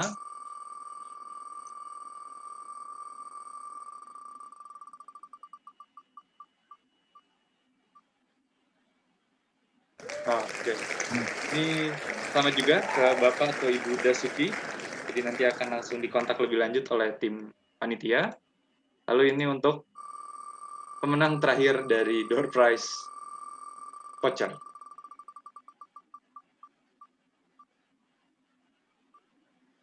Oke, terima kasih sudah terdapat 3 nama yang akan mendapatkan voucher dari Grab sejumlah 50.000. Nanti akan dikontak langsung oleh tim panitia melalui informasi yang sudah di-input di absensi. Oke, kalau begitu kita sudah ada di penghujung acara. Tidak bosan saya untuk mengaturkan terima kasih kepada semua yang sudah hadir, pada Bapak Ibu yang sudah sharing kisah kasihnya membimbing penelitian atau bahkan jadi belajar bareng dengan siswa. Saya juga dulu pernah jadi peneliti belia, sekarang juga masih belia sih. Tapi semoga saya bisa juga menjadi salah satu pembimbing nanti di masa yang akan datang. Amin. Terima kasih dan terima kasih. Semoga semuanya tetap sehat. Semoga diskusi ini memunculkan minat, memberikan inspirasi untuk kita semua itu bisa berkarya untuk Indonesia melalui peneliti belia. Kalau bahasa gaulnya, salam inti, salam peneliti, salam meneliti. Ya, Indonesia meneliti. Indonesia meneliti. Oke, sekali lagi terima kasih banyak.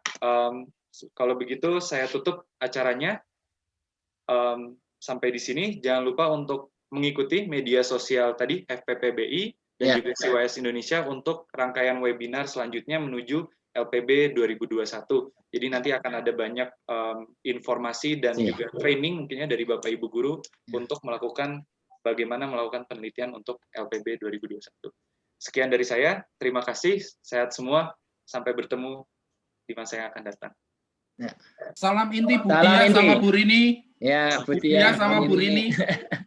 Pak Andre. Ya.